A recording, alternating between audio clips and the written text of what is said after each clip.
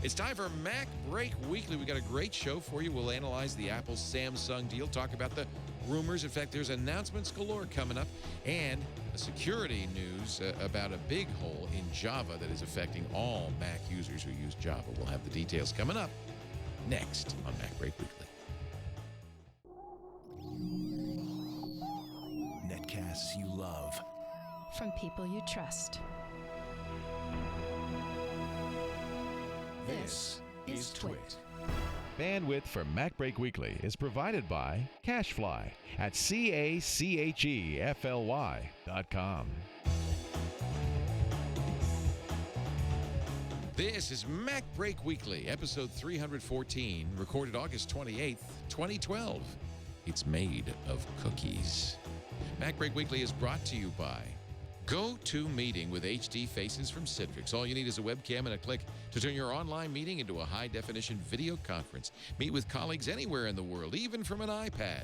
For your 30-day free trial, visit GoToMeeting.com, click the Try It Free button, and use the promo code MacBreak.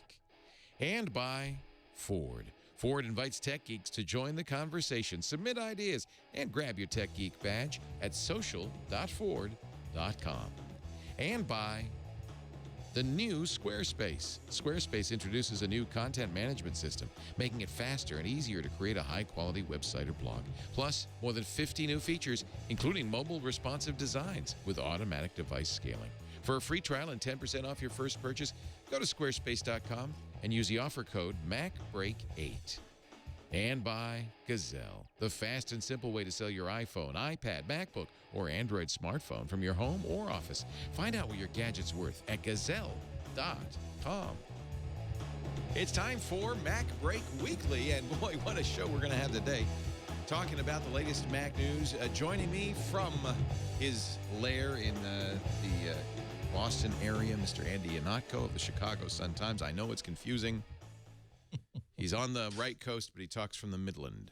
I like to confuse my enemies, Leo. I'm surprised you managed to maintain a fixed target for so long and have survived in this industry. It's true. It's true. They know exactly where to find me. I'm just waiting. There's even a window right there. I don't know. It's crazy. We thought we'd have Alex Lindsay this week, but it turns out he is at the Republican National Convention under lock and key. So sitting in his place over on the right-hand seat, the ICEO is here from throwboy.com. You're holding it wrong.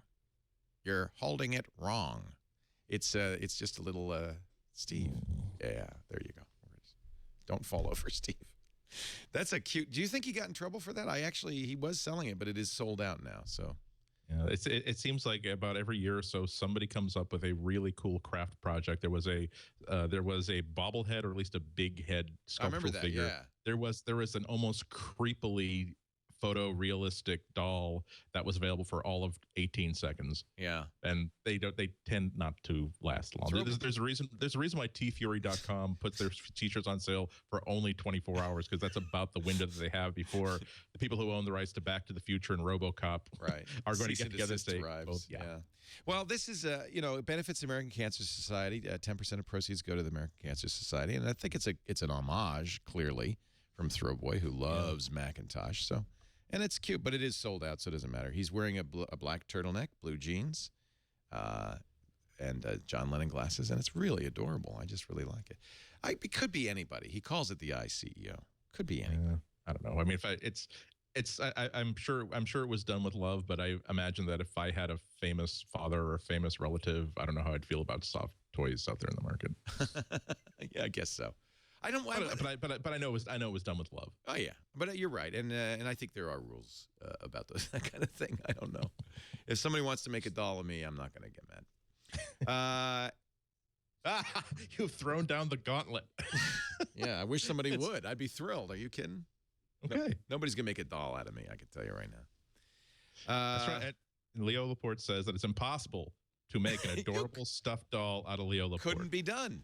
That his listeners are not clever, crafty, or creative enough to produce an adorable stuffed Leo Laporte doll, which then he would then totally put on the air and probably keep in the background of all of his shows for at least about a month, crediting always this awesome, awesome thing that one of his listeners and viewers did. Yeah, but nobody could ever do that. So Would never happen. Not in a million never years. happen. Oh, you're going to bring me my my puppet? Brian Hogg actually did do this. This is, Brian does he does Moss Puppet. And actually, I have a number of Leo effigies in my office. and any of them without like dried blood and like skewers in them.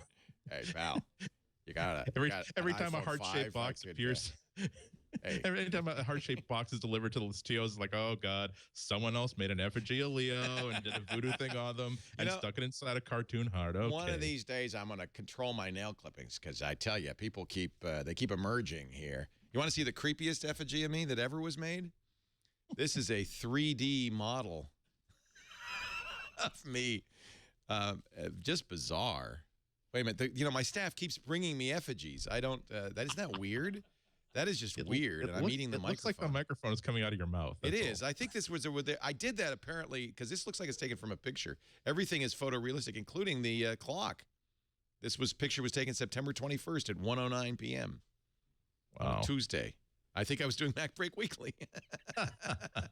And then here's another one. This is this one was made by I can't remember his name, but he did. Oh, that's cute. Isn't that cute? I'm sitting on my ball. That's lovely. So you thought I was joking when I said there were a bunch of effigies. Actually, this one is I think this is crocheted. Oh my. Isn't there a video game with crocheted? Kind of oh, it is. It's like Lost, what is it called? Little Big Planet? Oh my God. Yes, by all means, let's get it's turned into QVC all of a sudden. It is. Now this Leo we only have 50 of these. We're going to use Flex Pay. $29.99 a month for 30 months, and this could be yours. It takes over 30 hours by hand just to paint the hair. Just to paint the hair. Oh my! Is this really only $79? Oh, well, I already said $79. Oh, I'm going to get fired for saying that, but we're legally required to stick to that price. I would snap these up. Andy, I think you actually might watch a little QVC there. Looks like you're watching the Knife Show, actually. Well, I'm a guy who for many years worked until 3 or 4 in the morning in a home office without any cable TV. Yeah. Every call that comes in, every hand that goes up, $19. Sold $94. Sold that. Yeah. So somehow, despite the fact that I'm all alone here at the Twit Cottage with my rounded rectangle table, I have companions. This is sort of an advanced look at what the final days is going to look like. Leo in the home. We couldn't Skype anybody, so it's just me and the puppet today.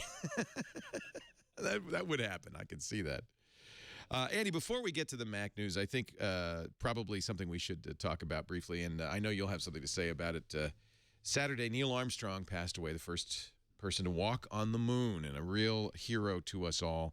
He was 82 years old. There was a great quote, I'm going to see if I can find it, about him being really a true engineer. And, he was, it's interesting because the personalities of the two men who first walk on the moon, Buzz Aldrin and Neil Armstrong, were so very different. I've interviewed Buzz Aldrin. In fact, we have a show with Buzz Aldrin on our Futures in Biotech. Fascinating guy, really interesting guy. But Neil was very quiet, didn't do a lot of interviews. He was, I don't know, did you ever get a chance to talk to him? Oh, never. And boy, would I have jumped at that chance. Me too. But the thing that I think made a lot of people respect him, among the many list of things that you respect him for, is that it's not as though I'll be upfront. If I walked on the moon, I would be a total blank about it for the rest of my life. Yeah. It would be, I would go to Starbucks. Yeah. Say how much is the medium chocolate milk, hot chocolate? Oh, that's $4.25. Oh, is there a discount for someone who's walked on the frickin' moon? I would use that to try to win every single argument. Every time I check in for a flight, I'd ask for, hey, I walked on the moon. Can I get a first class upgrade? I would be a jerk about it. Neil Armstrong was more like, that was the most wonderful thing I did. It was time for me to move on to the next part of my life because you can't be, there are very few people who can be like a 58-year-old astronaut. That has been done.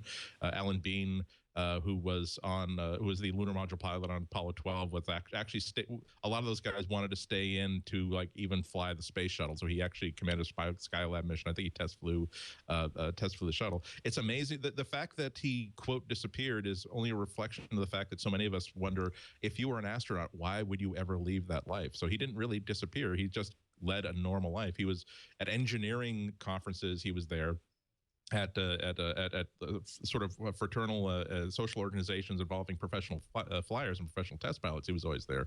He just didn't feel the need to always be up on a big stage having everybody tell him how fabulous he was. So, I mean, start to finish, just what an example for everybody. He, one of my favorite quotes from him: "I am and ever will be a White Sox pocket protector, nerdy engineer." One of the most inspiring guys.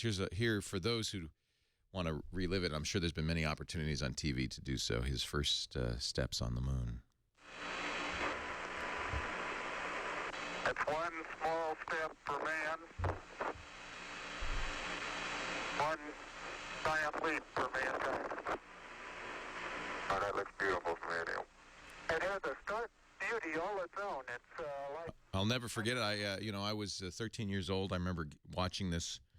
I watched every moment of it, from the launch to the landing of the lunar module to the first steps on the moon. And I think for a lot of us, it was the kind of the inspiration that got us into science and engineering and technology. And certainly most of the technology we use today is a descendant of the technology and the inventions that were created for that amazing space race. Now, do you think that there's such a difference between the way that kids grew up with space exploration in that generation and the way that they're growing up right now, where they're no longer the sort of, oh my God, a man has landed on the freaking moon, it's finally happened. They're not; those moments are in the past. But on the other hand, I think a kid has never had more power to simply pull up as much information about an ongoing space exploration as they want. There's never been so much access to so much historical information and even present information about future flights.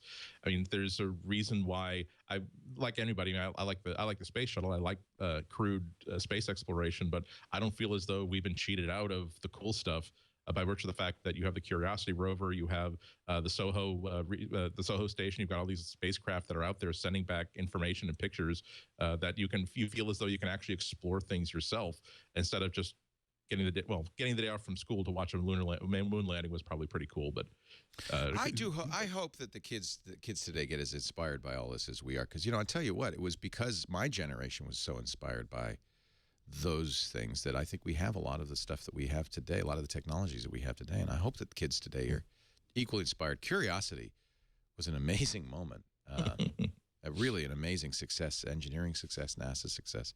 So, I just wanted to make sure that we acknowledged the passing of the Vasco da Gama of our era. Yeah. A great explorer and a hero. I gotta say that I've always loved that image of. There's still a lot of the Apollo astronauts they're still around. There's still a bunch of them around, and just there's these. You can be at a Dunkin' Donuts, seeing what you think is just this like very sweet-looking 78, 79-year-old man sipping a coffee and having a crawler. Not knowing that he walked on the moon. He spent 2 months on Skylab. Oh, that person actually was part of the Apollo Soyuz project in which a Russian, a Soviet, and American spacecraft docked in orbit, and they had vodka in love. Oh, that guy who now spilled his coffee and is cursing and dabbing at his shirt is actually one of the most remarkable men who's ever lived. Interesting. Truly incredible. And I read an article that said that there are fewer than a dozen men who have walked on the surface of the moon, and they're all in their 70s. And bit by bit, the time will come when there will be no human alive who knows what it's like to step on the lunar surface. We got to fix that. We got to change that. All right, moving on to the Macintosh. And, of course, this was a huge week. I thought this show we would be perhaps saying, well, the jury will be in any minute now in the Apple versus Samsung case. And they shocked us. I had to rush in. I literally rushed in on Friday afternoon so that we could cover the reading of the verdict. The jury came in after 3 days, a 3-week trial, 109 pages of jury instructions, an immensely complex 33-question, 20-page verdict form. And, to all intents and purposes, it looks like the jury just, in fact, when they talked to the jury, it seemed as if the jury from day one said, this is obvious. Samsung copied Apple in every respect. Interestingly, not on the tablets, but in every respect on these phones. And we're going to punish, I think was the words of one of the jurors, punish Samsung. They ended up awarding Samsung more than $1 billion. We've talked a lot about this by now, of course, on the day of the verdict and then on on Sunday. But I haven't heard from you, Andy. What's your thought on the result? I thought that a verdict in favor of Apple was inevitable. The only thought in my mind was, is it going to? If you're evaluating the question that did Samsung's first generation Android phones copy the iPhone, it's not a question of yes or no. It's a question between yes and hell yeah. And then because I have a Samsung Galaxy S, like the first generation phone, actually in my office in my library, and you put this next to an iPhone, and anybody who tries to claim that no, they just happen to design a handset, and they just happen to, I suppose there's some surface similarities, but no, those things are going to happen. No, it was a clear ripoff. A lot of the interface also a clear ripoff. I am trying to taper down the things that I say about the Galaxy S3, but this is germane here, that even when Samsung created their own version of Siri, oh my God, they copied the interface down to almost the very last pixel. You're just like, please don't make me have to defend you, Samsung, because you're making it awfully hard. And then when you get down to the way that the case is going to be presented, where they can't just in a perfect world, you could simply hand a juror, here is the iPhone, first generation iPhone, here's the iPhone 3G, here is the Samsung Galaxy S. You tell me which one was copied from what, and then that would be the end of it. Instead, you have to simply say, we're Apple. We own these following patents. Here's the paperwork that proves that we own it. Here is documentation that proves that Samsung phones have these features, point for point for point for point. Either way, whether they went at the left brain or the right brain analysis, you knew that Apple was going to win. I didn't think that they would win quite so overwhelmingly. It also remains to be seen exactly what the far-flung impact of this is going to be. I was very, very concerned about an Apple win, because remember that Apple has spent the past year and a half trying to get injunctions internationally against every really good Android phone that's out there. That anything that's made a big splash, as they've been trying to get it restrict its sale wherever they can get that done. So my worry was that as soon as they got this positive verdict, they'd immediately try to say, okay, well, we've proven that Samsung has stolen our phones, but now we're going to seek injunctions against pretty much the whole board. And right now, it seems like all they've done is seek injunctions against phones that were actually mentioned in the trial, which is totally appropriate, because these are all early generation phones where Samsung just does not have a defense about where the origins of these phones are. What I hope desperately is that this doesn't turn into a situation where Apple feels as though they are the Marcellus Wallace of the phone industry, where if you want to, that it's their town. If you want to sell phones in their town, if you want to sell phones in their town, that permission comes through Apple, either in the form of getting a licensing agreement from Apple, or just being told to run out of town. So we're going to have to find out how that actually plays out. Again, I wrote a piece. Unfortunately, these are times when you really do wish that you didn't have print deadlines to butt against, just like you. I mean, I was not expecting a verdict by the end of the week. I really thought that it was going to be about a week and a half, 2 weeks by the end of this week, for them to really go point for point for point. Because it's not just, when you follow the jury instructions, it's not just to create a good verdict, but also to create a verdict that's going to stand. So if they came back out after 24 hours, that's pretty much begging Samsung to say, okay, they couldn't possibly have processed all of this stuff. We want a new trial. But yeah, so I was out. I had plans that I was out from like 4 until what was going to be 10 or 11. Went out to dinner with somebody. When I got back to the car at 6:30 is when the news that there's going to be a verdict soon. I was supposed to go like someplace else to meet up with for like a family party thing. I had a zip over there. The verdict was still being exactly just dip in and do one of these dramatic, like made-for-TV movie sort of things. I'm sorry, but Japanese Zeros have bombed Pearl Harbor. We're at war, and I'm afraid that I'm going to have been called into active duty, folks. God bless you all. That's the closest thing a tech journalist has to that. Exactly. Well, because we're usually not, we're in a shooting war in Afghanistan. It's like no. So a multi-billion-dollar company suing another multi-billion-dollar company on a product that's made about a couple $100 million. But yes, I have to stop what I'm doing right now. So I had maybe an hour or hour and a half to read everything I could about the verdict and write 600 words for print. Everything that I said in that column was pretty much true. I did say that I would have nuanced one point more. I said that given that Apple was asking for $30 in licensing fees from Samsung for each one of their phones with discounts to be applied, I wondered that if this does happen, certainly whether it's a direct markup to the consumer or an indirect one, I'm certain that this is going to be more expensive. More expense for the consumer. Had I had a little bit more time, I would have nuanced that a little more. It's possible. I certainly don't think it's not a possibility. I certainly don't think it's something we shouldn't be thinking about. But I certainly shouldn't have said that it was likely. But the other point that I made that still sticks with me is, it just got the smartphone industry just became a much more dangerous place to operate, because it's not just the case of creating a phone that's a complete knockoff of the iPhone, which again, that's what the Samsung Galaxy S really was. It's also, there's so many basic patents that Apple has about anything that you can do with a phone, that was from the most logical to things that have been predating actual touchscreen phones since the mid 2000s. I'm looking at these patents. I'm looking at these things that Apple is asserting. It's hard for me to think of a device that really, even devices made 2005, 2006, that would be kosher according to Apple. So we can only wait and see what shakes out from this.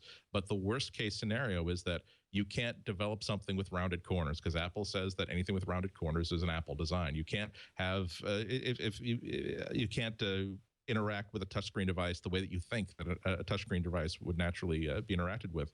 I mean, things like tapping, what happens when you double tap, what happens when you tap and hold. These are like basic verbs related to this piece of technology. I'm not talking about the iPhone. I'm talking about a touch screen. And if I have concerns, it's because I think about what would have happened if all this had happened in the early 80s. That, well, we didn't invent the mouse, but we're the first people to patent the concept of the click, the double click and drag, the click and drag. And now if you make any sort of device that does that, you're going to have to come talking to us and our lawyers first. So I repeat that this is all just things that are on my mind, but that's not something that I can really put out of my mind, because Apple is, it's almost as if Apple's legal pursuits are now an entirely new product line that they've unveiled in 2011 and 2012, just as significant to the future of the company as the iPad, as the iPhone, as macOS, as iCloud, is their ability to project power and to defend these patents that they have against anyone who might be competing with them. So 2012 is going to continue to be an interesting year. 2013 is going to be a very interesting year, and I can't tell you exactly what's going to shake out from this. Yeah, I mean, well, one thing we know, lots more court dates. Yeah. I mean, this is far from over. Yeah. I guess the best that you could hope for out of this would be perhaps that Samsung and other manufacturers would say, okay, well, let's see if there's another way to do this that would be as good but would not infringe. Yeah, and that's absolutely true too. But it's hard. Like I said, looking at reading all the documents that Apple presented during the case, the most critical one to my eye being the licensing agreement, the proposed licensing agreement they sent to Samsung in 2010. It's hard to identify a device that would really pass Apple's smell test. And the example that people keep coming up with is the Windows Metro interface, the Windows Phone interface, the Windows 8 interface, the Windows Surface look and feel. And that's very, very true. It's unique, it's distinct. It doesn't have zero intersection with the way that the iPhone and the iPad work. More importantly, I think, the reason why Microsoft is untouchable is that they already have an agreement with Apple that says that devices that we're making are perfectly okay with Apple. So that's the difficulty that I have. If everything that you want to do, even if you have no desire to imitate the iPhone or the iPad, you now have to make sure that you talk to Apple and show what you're doing to make sure that you're not going to get sued by them. Or more to the point, that they have these patents. These are real patents that make sure that, yes, we have a button that interacts with a finger when it's pushed. And yes, we have a list that scrolls when you go like this. Right. If we give you $1.10 per handset, is it okay if we make a device that works exactly the way that anybody who developed this device locked inside a closet since 1968 would make this device work? So, I mean, you like innovation, but when you get down to it, I think that very few products are 100% innovative.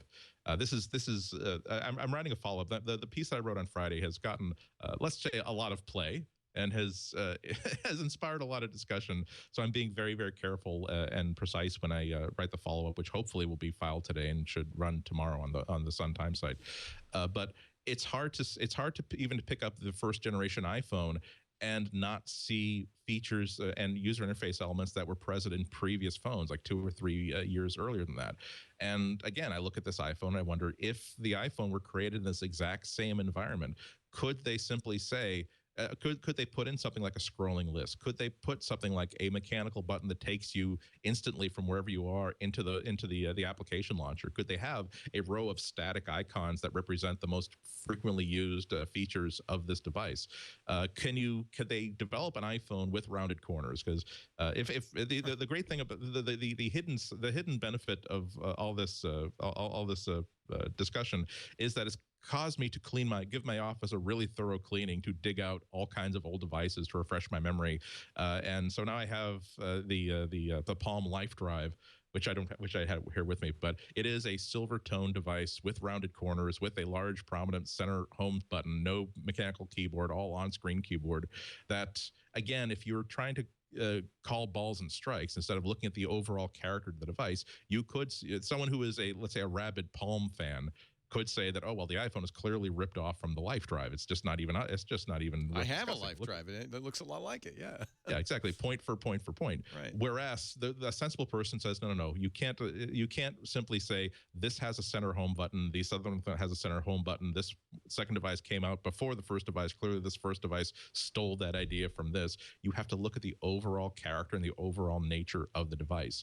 And I don't think the 2012. I can't think of very many 2012 phones that would fail that test. I think that most of the 2012 phones I've seen look completely they have shared DNA. They were certainly born on the same planet as the iPhone, but on different nations. In many cases, actually separated by a body of water, in my opinion. Well, and so this is why this is why it's asking a lot of a non-technical jury to. This is the Life Drive, by the way, and I can't turn it on because it also has a proprietary connector. Yeah, but me too. But it was a grid of icons, a home button. I mean, this looks like an Android phone in some respect, but this is a phone. Interesting. As a matter of fact, if Rich appears. I actually IM'd him a couple days ago to give he owns a kitchen scale that looks that I do too. Looks exactly. I have that scale. Like I know what you're going to say. It's black with like white silvery trim. Yes, it's rounded. It looks like an interface. iPhone. Exactly. It looks exactly like an iPad, and so I'm doing my research to find out when was this device designed, and as near as I can tell, it was designed before the iPad was first released. So it's like, fine. So now Apple's going to is the claim that this digital kitchen scale, being a digital device as a flat tablet-looking thing with rounded corners, that this has misappropriated Apple's intellectual property. Yeah. I hope this doesn't come across as Apple bashing. This is really just a case of how bad the United States patent situation is. As I'm writing this follow-up piece, I'm trying not to use incendiary comparisons. At the end of last week, we also had the other interesting piece of news was that Lance Armstrong finally said that, hey, I'm not going to fight these doping allegations anymore. I don't care if you strip me of my awards. I'm just done fighting this sort of stuff. And I couldn't help but make these lame comparisons between the way that the United States patent system works and the way that in the worst times of competitive bike racing that the drug situation worked, where if a company is found to be patenting everything they can possibly do, they're patenting the color orange, they're patenting square buttons, they're patenting round buttons, they're patenting buttons with text and graphics on them. It's not because they're being jerks, they're trying to take over the entire industry. It's because it's the only way to compete in a world in which everybody's patenting everything. And if you do not have intellectual property on the things that you design, the thing you're designing becomes vulnerable. It kind of seems like the situation in a lot of competitive biking, as people have been trying to explain to me, that it's not if you're doping, it's not necessarily that you're trying to get an advantage over everybody else. You are trying to establish parity with the 40 other people in this 100-man race that are also doping. And if you want to actually be able to compete and actually survive, you have to do this thing. It You know, I'm not using that analogy in the piece because it's not very accurate, but I couldn't. It helps to illustrate the difference between a company that acquires a huge library of patents because they're intending to be bullies, and the people who are just simply smart enough to know that this is the world this is the business that we have chosen, as they say in Godfather 2. This is the way that you have to do business in the 21st century. Do you think, I mean, of course people complain about software patents, and a lot of these were not exactly software patents, they were design patents. But do you think maybe that the problem is not so much that you can do that, but that you can do it for 17 or 20 years, and in technology, that's forever. That's effectively forever. What if these were 1 year? I mean, the point of patent law is, in return for you telling everybody how you do this amazing new cotton gin, you get the rights to it for 17 years. And then after 17 years, you've presumably recouped your investment in inventing the cotton gin. But now the world benefits because everybody can make a cotton gin. The problem is that in technology, that still holds. It's just the time frame is too long. What if we're 17 months? Yeah, I mean, even when we're talking about these phones that Apple wants to get restrictions on, these are already just ancient as hell phones that These are the ones Samsung, they want to ban. The Galaxy S2. The only reason that's still around is because people like Cricket and Boost Mobile, the low end guys, are selling it. The Showcase, the Droid Charge, the Galaxy Prevail. I had to look up so many of these. They're basically burners in almost.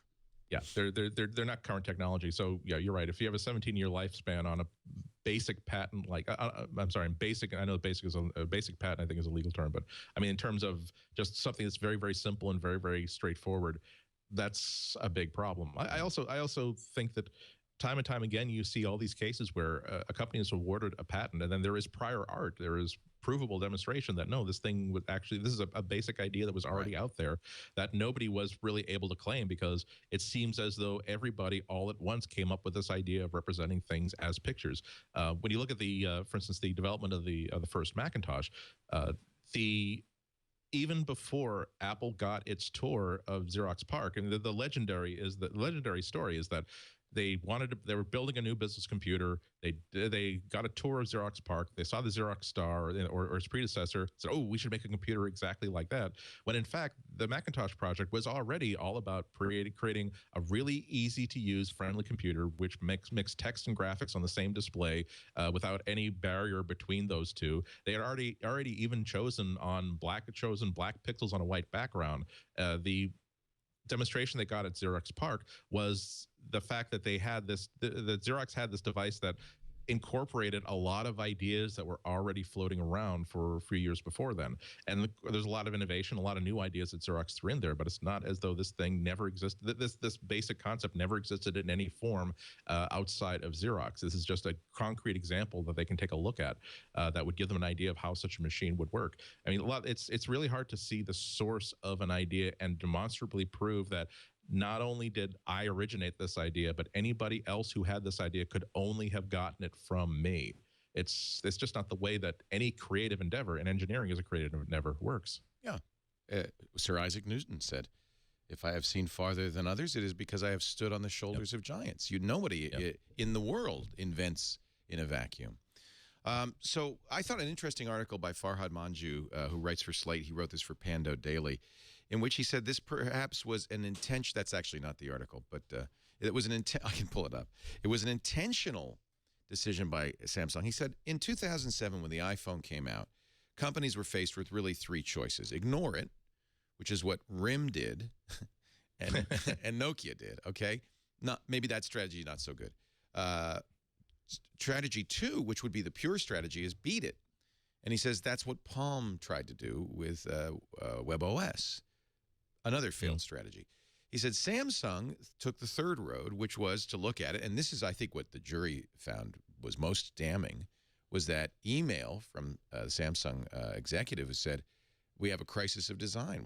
The iPhone is better than everything we do," and it appears they made the conscious decision to copy it, and that this $1 billion fine is just the cost of doing business. They've made $21 billion in that time on their phones. So it's just a price. It was like R&D costs.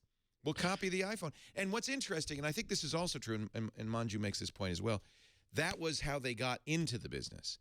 they have moved quite quickly beyond that, and newer Samsung phones, the Galaxy Note 2, which comes out tomorrow, are clearly not iPhone ripoffs. They are unique and in some ways best to the iPhone. Yeah.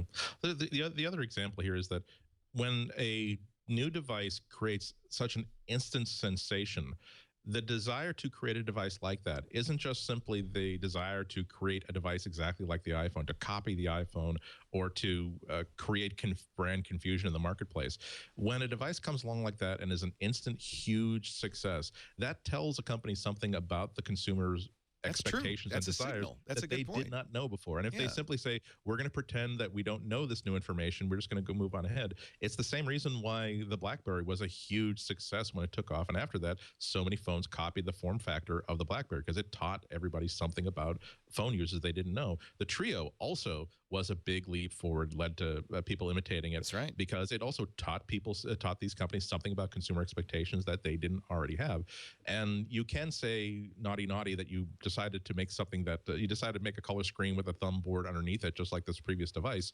On the other hand, I think it's reasonable to say that what are you going to create a device that leapfrogs the iPhone before you learn any lessons from the iPhone? I don't think that's really reasonable. There's no reasonable expectation that's going to happen. Yeah, it is a signal from consumers. Yeah. This is something good. I'm about to get on a rant, so I'll stop there. That's just that I've been reading a lot of these arguments and just wondering, okay, so someone comes out with a car with 4 wheels. So now nobody can make a platform with 4 wheels on it. You have to make a platform with 5 wheels just to make sure that you're saying it's different. Or you have to make the wheels triangles with treads just to make it different. Or do you simply acknowledge that this works extremely well? It's extremely successful. People are responding to this idea of an inexpensive, usable, and gas-powered machine that has a really good reliability and good range, and simply say, now we have to make something like that because that's the consumer base that we now live in. I mean, anyway. The first draft of this follow-up was 5,000 words, and I said, okay, now I have to actually delete all of that and start all over again. This can't be a 5,000 word thing. It is complicated, and I think it is. It's a fascinating subject. I don't know though, and after it's been painful going through this process, but at the end of the day, I'm not feeling too bad about the process for either company. I almost feel like this is how it was supposed to work. That Apple got made whole. Samsung is going to pay $1 billion, but that's not going to break the bank. They're going to move forward. And let's hope that we continue to see innovation from. That would be the only thing that concerned me, that this would have a chilling effect on other Android phones, and I don't think it's going to. We're going to take. So anyway, Rich is ready, by the way. We can get Rich Siegel on now, and we also have Renee. Speaking of Rich, Renee Ritchie is joining us from imore.com from Montreal. And actually, it's good timing because iMore has been absolutely, in this cycle, the leader on iPhone rumors. We are going to stop talking about Samsung, which is going to give some people a real breath of relief. And we're going to move on, and we'll talk about the new iPhone. Motorola. Yay! Yeah, by the way, the lawsuits, these are not going away. I hate to tell you, and we have to cover it. And Motorola/Google's suing Apple now, and so this is going to continue on for some time to come. And this is just, what I found interesting. We had Nilay Patel from The Verge, who is an attorney, on Sunday, and he said it just doesn't get coverage. This is kind of a way of life in many businesses. There's constant kind of suits back and forth. It gets a lot of coverage because it's Apple and it's Samsung, but really this is not that unusual, and it is kind of the way of the world. And as long as everybody feels like they're getting made whole and business goes on, and most importantly for our consumers, we continue to have choice and innovation, I don't think it's so horrible. We're going to take a break. Renee has been knocking it out of the park at imore.com with the iPhone rumors. He is the king of rumors. We'll find out what the latest is. We've got some big announcements. This is the next 2 weeks. Next 3 weeks are going to be bringing everybody lots of news about lots of phones and other devices. We'll talk about some of the rumors in just a bit. You're watching MacBreak Weekly. Andy Ihnatko, Renee Ritchie, and might as well get Rich Siegel on. We got room for more. We're going to go from a 2-man show to a 5-man show in just a second, unless you include the iCEO. I say 5 men and a puppet. But first, a word from our friends at Citrix and GoToMeeting. Summertime, people are out of the office. It's hard to have meetings, staff meetings, planning meetings, collaboration. Hard to pitch clients. GoToMeeting makes it easy. Their online screen sharing is the easiest, most effective, and by the way, most secure way to meet. And now they've added HD Faces, which means you can use your camera on your computer, Mac, PC, or your iPad to join a meeting, to see who you're meeting with. That is just so cool. And the video, you've got to try it, is so crystal clear. They've really figured this thing out. We're actually talking to them about using this instead of Skype because it really looks so good. I want you to visit gotomeeting.com and look at the features. See if you might want to use this in your business. If you do, 30-day trial awaits you. Just click the orange Try It Free button. The promo code for our show is macBreak. So click the Try It Free button. Click the promo code link there. And just do me a favor. Type in MACBREAK so that we get credit for that. And you can try it free for 30 days. As many meetings as you want, as long as you want. It's really easy. You'll see how easy it is to set up meetings, how easy it is, and this is important for your clients, because you don't want to make them jump through hoops to see your sales presentation. We use it all, literally, we use it all the time here and love it. GoToMeeting.com, offer code is macBreak. Renee, unless you're champing at the bit to say something, all right, I'll give you one paragraph on Apple Samsung, Renee Ritchie. It's a nascent industry. This stuff is all still shaking out. There'll be a lot more patent suits, but hopefully some resolution, and the entire industry can go forward unencumbered by innovative blocks, by either theft or by litigation. There you go. That's the right answer, by the way. And terser. Then either Andy or I could mention. But I think that's right. It's a nascent industry.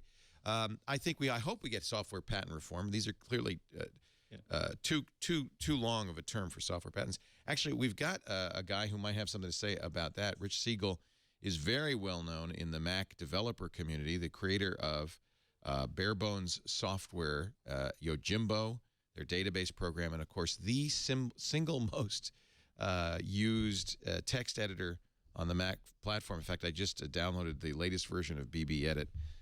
It gets better all the time, and so many programs and websites that you use were created in BB Edit, and this is the man who created BB Edit. Rich Siegel, thank you for joining us with your, is it a macaw, a parrot? This is Bruno. He's an African gray parrot, and thank you for having me. So your take on all of this, and in particular on software patents. Oh, that's a delicate issue, isn't it? Yeah, because on the one hand, you'd like to protect your software patents. Do you have any patents, Rich? No, I don't. I know some folks who do, but why don't you? Well, personally, I consider software to ride that line somewhere between art and engineering, and it's a copyrighted work. It's, in some cases you could argue a work of art, and most of the time, and I emphasize most because it's not all of the time, but most of the time, software processes are really more like math, and they're not something I would personally consider to be patentable. Now, right now, there are probably howls of outrage from people who have software patents or think otherwise, and obviously, everybody's got a different viewpoint on it, but that's mine. I think that's a reasonable viewpoint. And there's also, to me, there's the issue of term, because after all, software ages faster than fish. I mean, it doesn't, to say 17 years, nobody can use Tap to Zoom for 17 years is not good for society. And the whole point of a patent is to not merely protect content holders, but also to move society forward. Well, right. The point of the patent, really, as I see it, is to give the inventor of a device or a process the ability to benefit commercially from it. And now that doesn't mean that nobody else can use it. If there's a patent on tapping to do something in particular, then okay. All that really means is that if you want to do the same thing, you have to do a license with the original patent owner. So there's nothing preventing anybody from doing the same thing. Obviously, if they knowingly infringe on a patent, like a trademark or a copyright, if you knowingly infringe on a patent, you're going to end up in trouble. Right. And I guess to Samsung, $30 a phone is not looking like such a bad deal now. That's a lot of money per phone. If you is. If you it was look heavily at some discounted of though too. Yeah, if you look they at took some money of off the for Windows cross license, and I think it ended up being $9 for a Windows phone, and for it was significantly less than $30 after all the discounts. There, it is but said, no one and if knows you that even look at the- Microsoft gets $5 on every Android phone sold. And if But you that- look at that is- the cost of goods sold for any given phone, you'll find that $30 is a significant Right. fraction of that. Right. Yeah. More than Yeah, half, the- probably, yeah. Supposedly, the breakdowns that I've seen is depending on the model of the Samsung phone, that represents anywhere from a quarter to about a half of the profit they have on each device. So that's The judge busted her butt to get the two together. Twice she demanded that the CEOs talk, was not able to get a settlement. Maybe now both sides will inch a little bit closer to the center and we can get some sort of a resolution. But we're going to move on. I said we'd move on, and I do want to move on. But I'm glad we got you, Rich Siegel, Renee Ritchie, Andy Anatko. Shock, and I'm going to let Renee talk about this one. We've been assuming everybody thought their NFC near-field communications capability would be built into the next generation iPhone. It's something that a number of Android phones have. It is a great feature where you tap a pay point. We actually have little Samsung Tech tiles out in our lobby. If you tap a Nexus or a S3 against it, it goes bloop, and it checks you in on Foursquare. This is a nice feature that if Apple were to include it in the phone with their Apple Wallet, might really be a transformation in the way we pay for stuff. But Renee, you're saying, as of today, no NFC. What's the story? I never heard there would be NFC in it, but I never heard there wouldn't be either. And then Anand Tech wrote a piece about how the metal back, given the size of the glass radio panels, wouldn't really be conductive to NFC. And Jim Dalrymple of The Loop gave it one of his famous yeps. Which is industry jargon for confirming there's no NFC. But the thing with Apple is they don't really talk about technology. They talk about features. So they wouldn't say there's NFC in the new iPhone. They would say you can pay at JCPenney or Starbucks with your new iPhone. And that doesn't mean NFC. They already take payments at Apple stores using the Apple Store app. If they have Bluetooth 4.0 on these phones, there's a huge amount of connectivity they could do that way for mobile payments. It just means that they're not incorporating an NFC radio in this phone. Well, that's a big deal. Yeah. Now, so an analysis is NFC antennas are big inductors, and they have to be fairly large, that create a magnetic field coupled between a host and peer device. So the antenna is a big coil of wire with as many wires as possible tightly wound together. In fact, this is true. If you put the tactile that we have on a metal surface, it stops it from working. It needs to be either on a non-conductive surface or in a special shielded container, plastic container. And the issue is that having a huge ground plane, in this case a unibody metal back case, in the way of the NFC antenna will degrade its performance. And based on where they're seeing the space for the NFC chip, and again, this is all based on these leaked pictures of what the body or the case will look like. They say that this would not work, that it in fact can't be an NFC chip. You need Fitz's law writ large for these things. You don't. If you have an NFC antenna, you don't want people having to put, millimeter big square on a tiny millimeter square. You want a fairly large radius so that they can wave it and not have a bad experience or a frustrating experience. So you're saying that Passbook doesn't require NFC? Well, we know it doesn't because you can use it now. So Passbook would be a fantastic interface for mobile payments, but right now it's set up as a repository for tickets and coupons and vouchers. And Apple doesn't always move quickly. I mean, they set a lot of stuff up now that they'll realize in a year or two. So I think they've been predicting NFC in the iPhone since 2010, and it's always, maybe next year. So it just looks like this is the next. What's the technology that they use in the Apple Store? Is it a QR code? No, it's just the Apple Store app. You come in, well, how does it enter know your Apple Store password? They use a lot of the honor system, surprisingly. I mean, there was a kid got arrested the other day for walking out of an Apple Store with a product. It uses location based. They have a lot of geofencing technology. I mean, it's a very roundabout way of doing what they're doing, but it's so far all they've been experimenting with. An Apple Store customer was arrested for shoplifting. He says, "I was just trying to use Easy Pay's self-checkout." He's a New Jersey teenager who was at the Fifth Avenue Apple Store in Manhattan. He was arrested for allegedly attempting to shoplift a pair of headphones.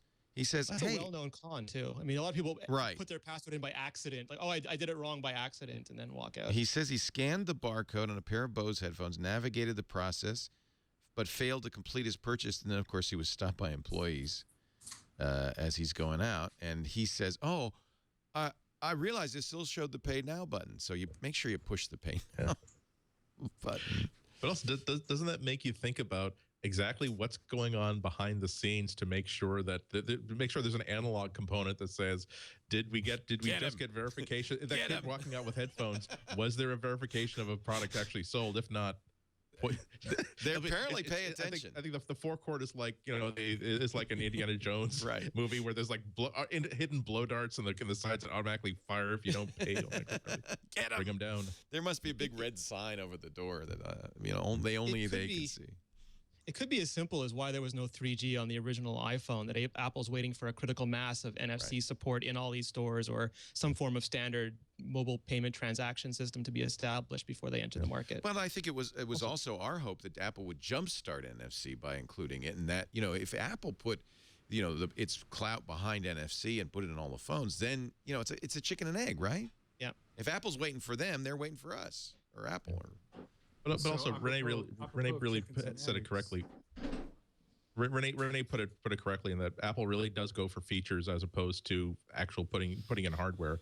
And given that NFC also has some problems with it, I mean, if somebody wanted to rewrite an NFC tag for most of the phones that actually use them, so let's say someone peels off the NFC tag at a certain thing, reprograms it to do everything that it was supposed to do, log you into Foursquare, connect you to the office Wi-Fi, but also visit a URL that'll basically load up malware on your device. There's very few safeguards on most phones to prevent that from happening. So it's not quite. I use NFC tags in my house, in my car all the time. I love them, but maybe it's not necessarily there yet. And also for electronic payments, this concept of just putting in a code on the screen that can be read by a camera is a surprisingly muscular and effective way to do payments. I've talked to some people who build point of sale terminals, and they say that it's something that they already have systems that integrate cameras into the software, so they already have hardware that does that. They don't have to build and deploy new gear for these terminals, and at least one of the engineers I talked to actually prefers that, and that's a lot less hassle. It's a lot easier to read. The code libraries are a lot more secure, and in terms of making sure this person actually paid for the thing that they're about to pay for, they feel as though there's a lot less hassle involved. So it's not a definitive survey of people who develop the software, but I was surprised to find out that the somewhat low-tech solution is actually very, very favorable for a lot of people. So let's take a break and come back, and I want to get the rumor rundown. The rumor rundown, and then and because we're getting close. This is the silly season will begin tomorrow with IFA, the big conference in Berlin, where Samsung will announce Galaxy Note 2. And then I think September 5th, there's a Nokia announcement. There's a Motorola announcement. It's September the 6th. There's Amazon as well. Amazon. Is that the 5th or the 6th? I think the 6th is Amazon. Yeah. They're going to announce probably a new Kindle Fire. And then... And then I'm sure there's other stuff stuck in there. I don't even LG and everybody else. And then September 12th, I think, but I'm going to ask Renee because he knows. Or maybe Jim Dalrymple will just kind of materialize and say, "Yep." Why, Jim? Wait a minute. I got to ask you. What is it about Jim Dalrymple that he is? He doesn't work for Apple. The beard commands respect. What is it? Here's a picture of him with Slash. So there you go. That's you should have Leo. You should honestly have Jim under contract where he doesn't have to appear on the shows. You'll just have like a big green light on set with the word "Yup" behind it. The Dalrymple light. You just simply push a big button. That's a great idea. I could have a Dalrymple light. There you go. Does he work? He doesn't work for Apple, right? No, he runs the Loop Insight. He worked for Macworld for a long time, but now he has his own show, and he doesn't introduce a lot of rumors, but he will confirm the ones that he feels like confirming. And he's always right? He's got an incredibly good track record for Apple stories. Yep. He knows a lot of people, and he's got just unbelievably good connections, and he's got a perfect balance of well-connectedness and discretion. So he doesn't put a lot of stock in just sort of blabbing about everything he comes across. It's more a matter of, if he says something or confirms something, the odds are better than even, in fact, way better than even, that he has a primary source. Yeah. And they talk to him because they know he's not going to write the story. And the worst that'll happen is he'll go, yep, or nope. Does he ever go, nope? He has on occasion gone nope. It had to be a pretty outlandish story, though. Nope. Yeah, in Rhode Island terms, Jim knows a guy. He knows a guy. Yeah. He knows a guy. When there was a rumor that Apple would put out the iPhone in August, I believe he noped it. He noped it. And he was right. Yeah. All right, well, we're going to see what Jim has said yep to in just a moment. But our rumor roundup. This should be a new feature on the show, except we only have a couple more weeks. By the way, just a point of interest, we are presumably, by the way, Apple's not said, am I wrong? Apple has not said anything yet about an announcement. No, and they don't usually. I mean, Andy could probably speak to this the best, but they don't invite people until almost the last minute. So Andy has learned, and he has already booked a flight. Yep.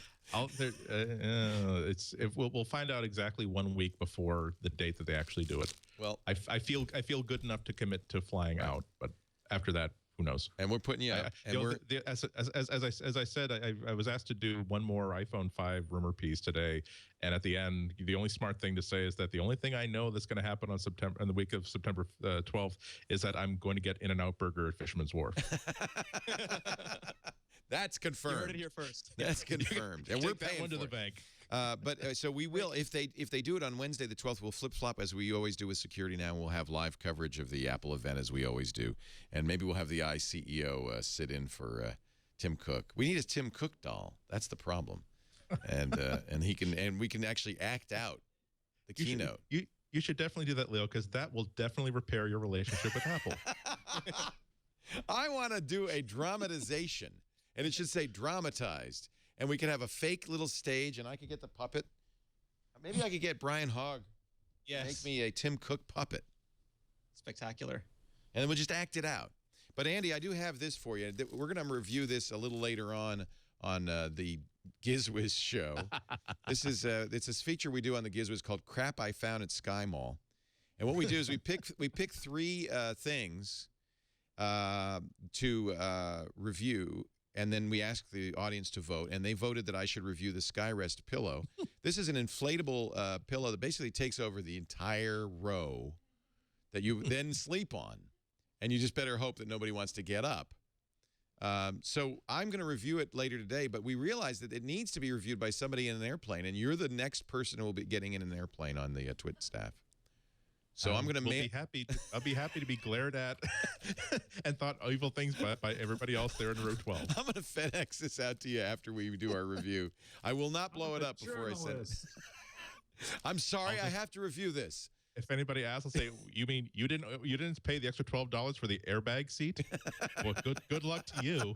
If there's a crash, I pity you. And I will air it out because I don't know. I haven't opened the bag yet, but I'm just getting the feeling this thing is not going to smell that good.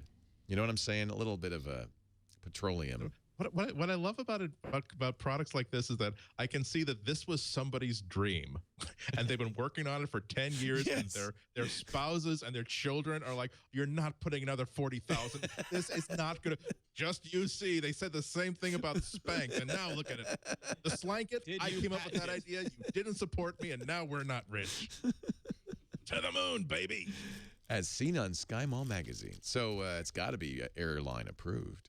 Anyway, that's coming up a little later on the show today on the GizWiz. I'm well taken care of by TWiT. We'll send you a Slanket too. I've got a Slanket lying around. I can send you. And then you'll really be. People will go. There's a nutcase in aisle 20. Good way to get the whole road. Be making fun of the Slanket. Oh, are you a Slanket fan, Rich? We have several in the house. I'm not saying anymore. I have. Confirm nor deny. I have a Google Slanket. It's pure polyester, and I just pray it never comes near open flame because I will be not in good shape. Our program today brought to you in part by Ford Motor Company, who wants you to know about their new social site, social.ford.com. This is an interesting idea. I guess the idea is, and it's absolutely true. As a Ford owner, I know that we Ford owners are kind of fanatical about our vehicles and want to share our experiences, our photos, our videos. Talk with Ford engineers, read about what Ford's up to, get a badge. I've already got the Mustang badge. You can also look at this Tech Geek badge. So I like it. That I'm pretty sure is an NFC chip, but I could be wrong. But it sure looks like an NFC chip with a Ford Edge built into it. Lots of cool badges, and lots of actual useful information in the articles. In fact, I wrote one for them about a conversation I'd had with Jim Buchkowski, who's one of their lead technologists, about new technologies that are coming in Ford vehicles. You can find that in the technology section. We talked a lot about my favorite Ford product, which is Ford Sync. Just love my Sync. So he's talking about some of the apps and so forth. There's also a place for your ideas, and you can read other people's ideas as well. So if you have something you'd like to see in your next Ford vehicle, in a variety of categories, just go to social.ford.com.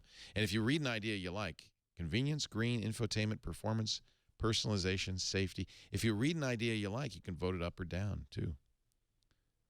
Great stuff. I think they've done a neat job. This is a nice site, and there's a lot going on there. I want you to visit social.ford.com, and then, of course, visit your Ford dealer and drive one today. Snubs is driving around the 2013 or 2012 Ford Focus Electric, and she's saying, I love this car. She's only got it for a week, though. I'm jealous. I know. I said, come up and give me a ride. Anyway, social.ford.com. And we thank Ford for their support of macBreak Weekly. Rich Siegel is here from Bare Bones Software. When did you come out with the new BB Edit? Because I'm slow. I just got it. And I love it. We did BB Edit 10 a while back, but we had an update just this spring. Maybe that's it. Yeah. Yeah. Love it. We're doing that kind of thing. We turn updates, fix bugs, add features. Life goes on. You know, my favorite, there's a couple of amazing things. You know, the grep is great. I use the search and replace, the advanced search and replace all the time. It's a great way for text processing. It's great for coders. But I really love, and this was something that I loved so much in the Mac Programmers Workshop, MPW. They had worksheets. I should show people. They had worksheets that were basically command lines in the worksheet. So you could select it and execute it, and you've got it in BB Edit, and I just love it. Don't ever take that out, okay?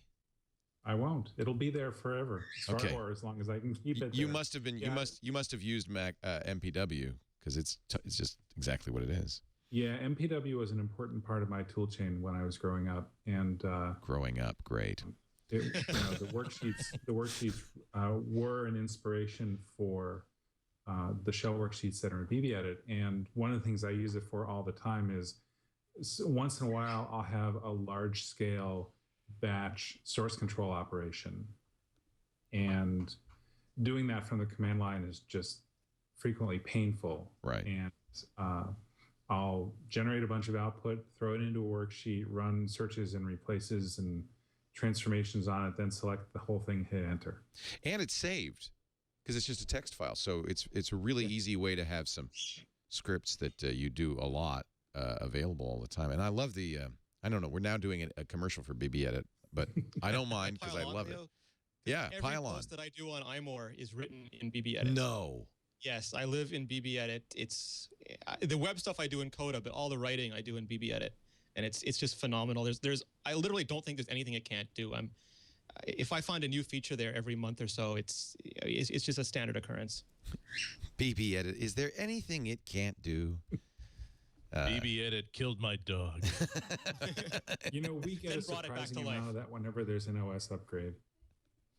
Yeah. Actually, I'll pile on too. I use BB Edit whenever I need a word processor that absolutely positively just plain works without any appearance of a spinning beach ball cursor.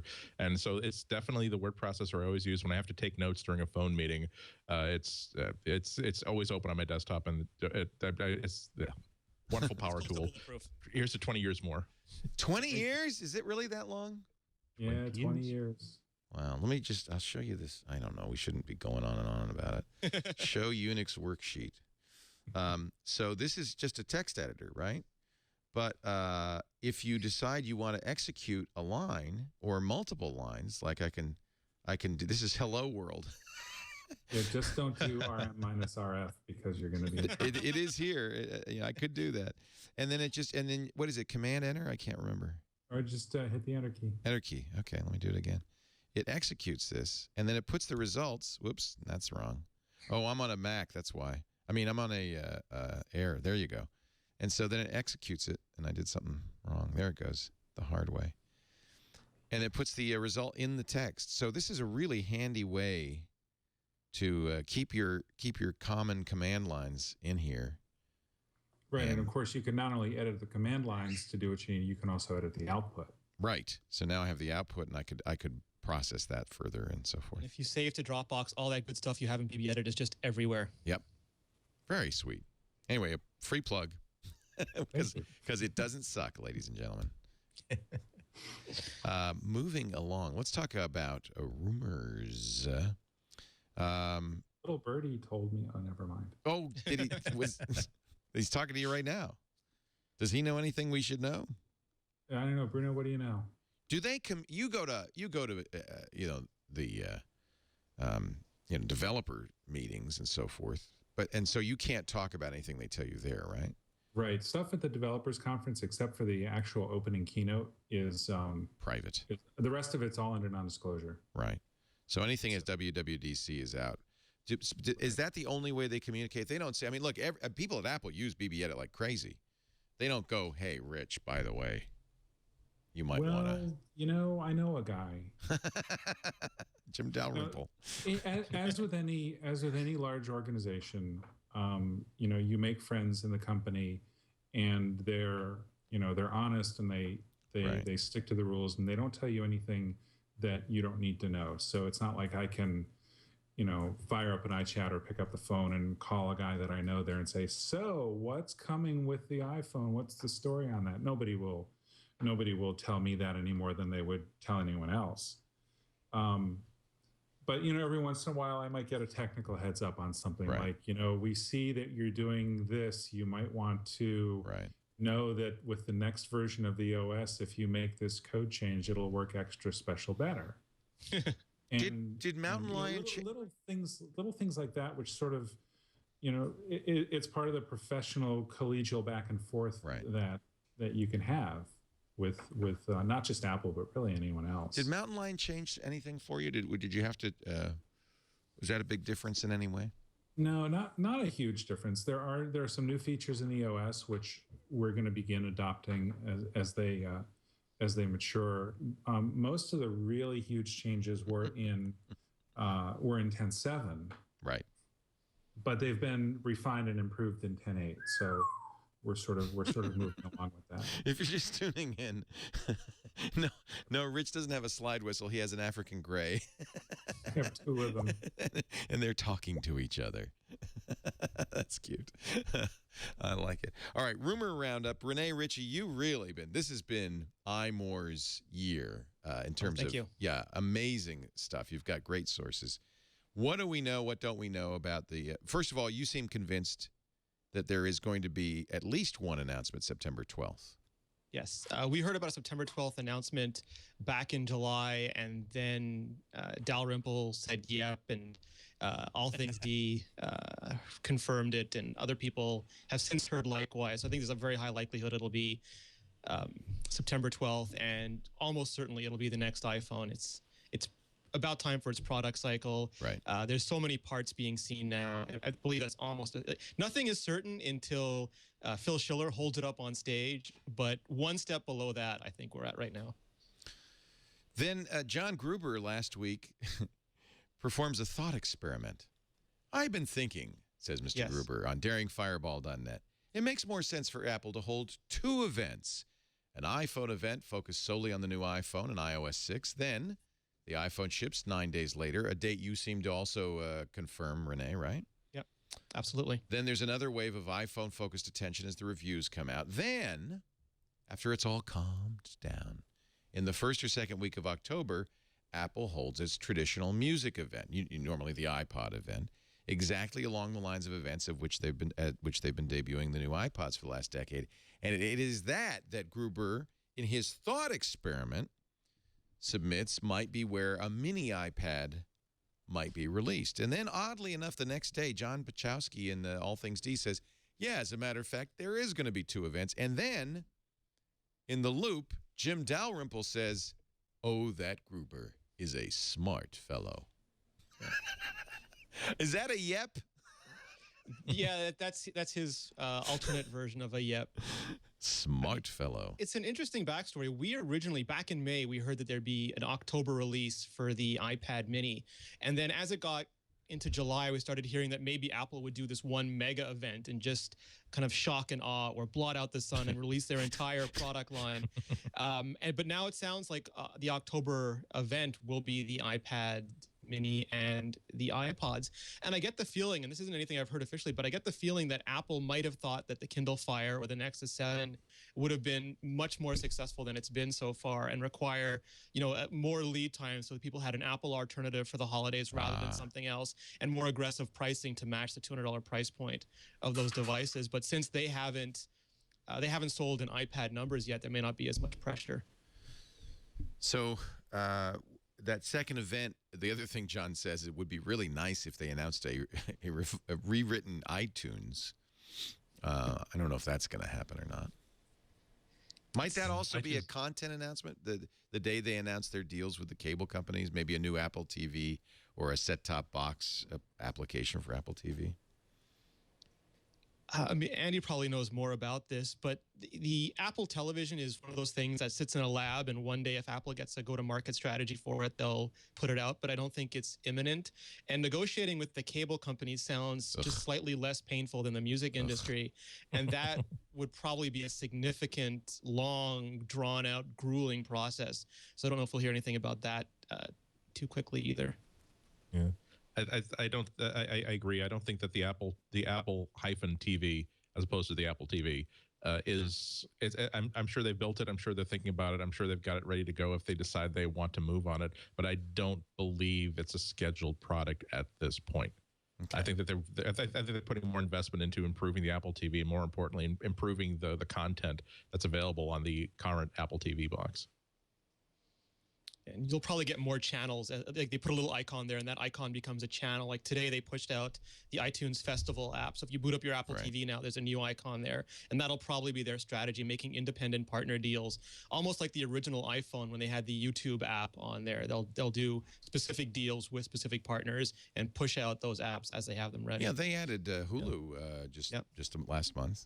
Yeah, it seems as though they wouldn't even want to risk creating a whole new app and a whole new package of assembled and conglomerated content, because we've seen in the past 2 years that different cable companies, different content providers tend to come in and go out depending on what the whims of the CEOs are at any given moment. So if Apple were to simply create a brand new panel saying, here is your cable TV, that creates a problem if people decide to leave after if companies and providers decide to leave after a year and a half.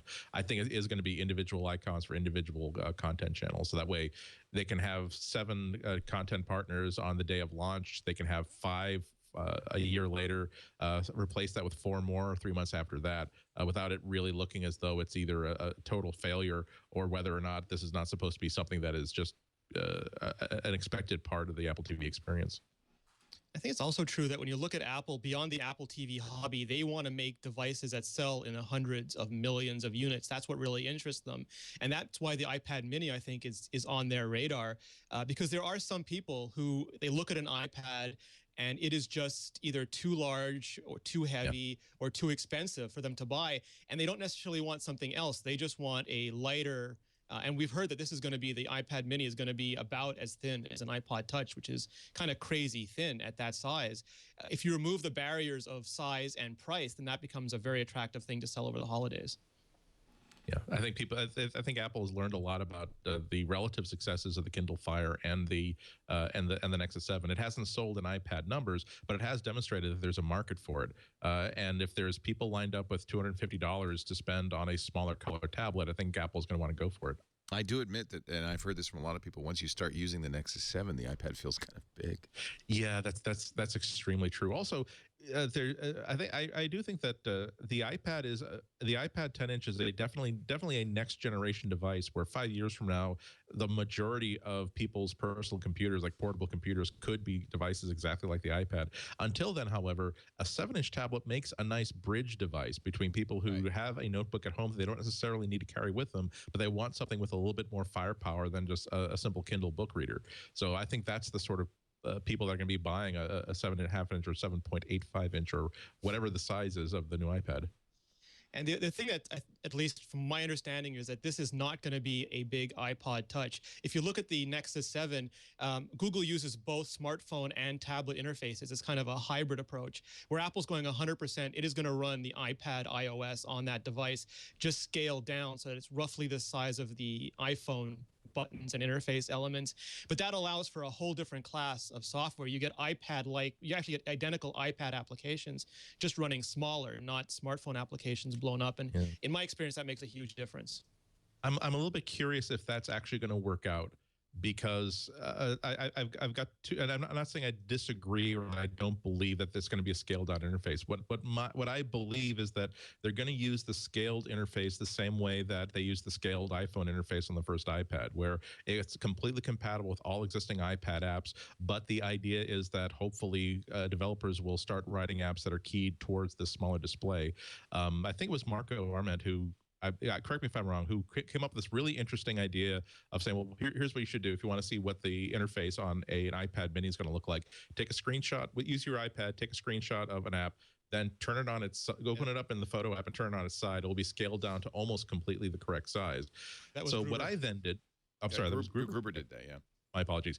And so that was a cool idea, and I tried that. Then the next thing I did was I said, okay, now I'm going to take a screenshot of this, and then I'm going to open it up in an art app and choose a pen that's kind of small and choose a nice bright color and see how easy it is for me to hit all of these targets. And I was roughly 70% on every one of these targets. If you looked at the resulting graphic, it's sort of a scatter plot of aimed and miss hits. So I'm not sure if Apple's going to consider that as ideal. The second thing that I wonder about is that if these button sizes were in fact appropriate for this device, why did Apple choose not to use buttons of that size with the first generation iPad? I have no first information. This is just thoughts that are sort of in my mind. I can talk to that a little bit. So the iPhone and the iPad actually use the same size interface elements now. It's just because the pixel density of the iPad is lower than the iPhone, they are physically bigger. They're the same dot size, but they're physically bigger. And when you shrink that down to 7.85 inches, because the density of the device increases, it becomes the same size again. So the interface elements are the same as using an iPhone. If they go non-retina, it'll be exactly the same as an iPhone 3GS. It works great with an iPhone. It's basically Fitz law again. Because your hand is anchored and you're mostly using your thumb, is very short distance to go, so you can be highly accurate with small elements. With an iPad, because you have to pick up your hand and move it, the accuracy drops, so the size increase becomes more important. With an iPad mini, you're kind of in between. So Andy's exactly right. It's a compromise solution, a different compromise than what Google chose with the Nexus 7, but everything in the end is a compromise. People could tweak. It's my understanding that people are tweaking interfaces. Some things like the calendar buttons are too small right now. They actually are too small by Apple standards on the iPad. So that kind of stuff will probably change. The only concern I have is if Apple starts going to 3 interfaces, then those universal apps start getting really chunky because you have the iPhone version, the iPad mini version, and the iPad version. So my guess is Apple's going to use things like auto layout and the general UI. I'm losing my track of thought. UI grid view, UI collect views, and UI list views to make them naturally fit the size rather than have to individually code interfaces for all their devices. I'm glad I don't have to worry about this. It is not obvious. Rich, have you used the Nexus 7? Have you ever used a 7-inch tablet? Yeah, we actually have a Nexus 7 in the house, and I have to say that it's a nice little machine. I still find myself preferring the iPad 7, but my wife has a Nexus 7 that she has wanted for a while, and so would you find a mini iPad compelling? I would actually. I could see getting one for myself. I find that the regular iPad, the standard sized iPad, occasionally is a little bit bigger than I like for comfort, especially when I'm reading. I'll read in bed, and I'm holding the thing up. No, it's a good, much better size for reading the 7-inch. Yeah. Yeah. But maybe, well, yeah, we'll see. I could be interested. I guess the question is, what'll be the price point? Renee, have you heard anything about price point on such a thing? Originally, we heard between $200 and $250, and I haven't heard anything different about that. My guess is they are going to be aggressive, and it's that old Steve Jobs saying where he believes Apple made a mistake by going for profit instead of market share back in the early Apple days, and they don't want to make that mistake again. I think you could be $50 more than the Nexus 7. Your certainly perceived value is greater than $50 more than the Nexus 7. That would be easy. If an automatic buy.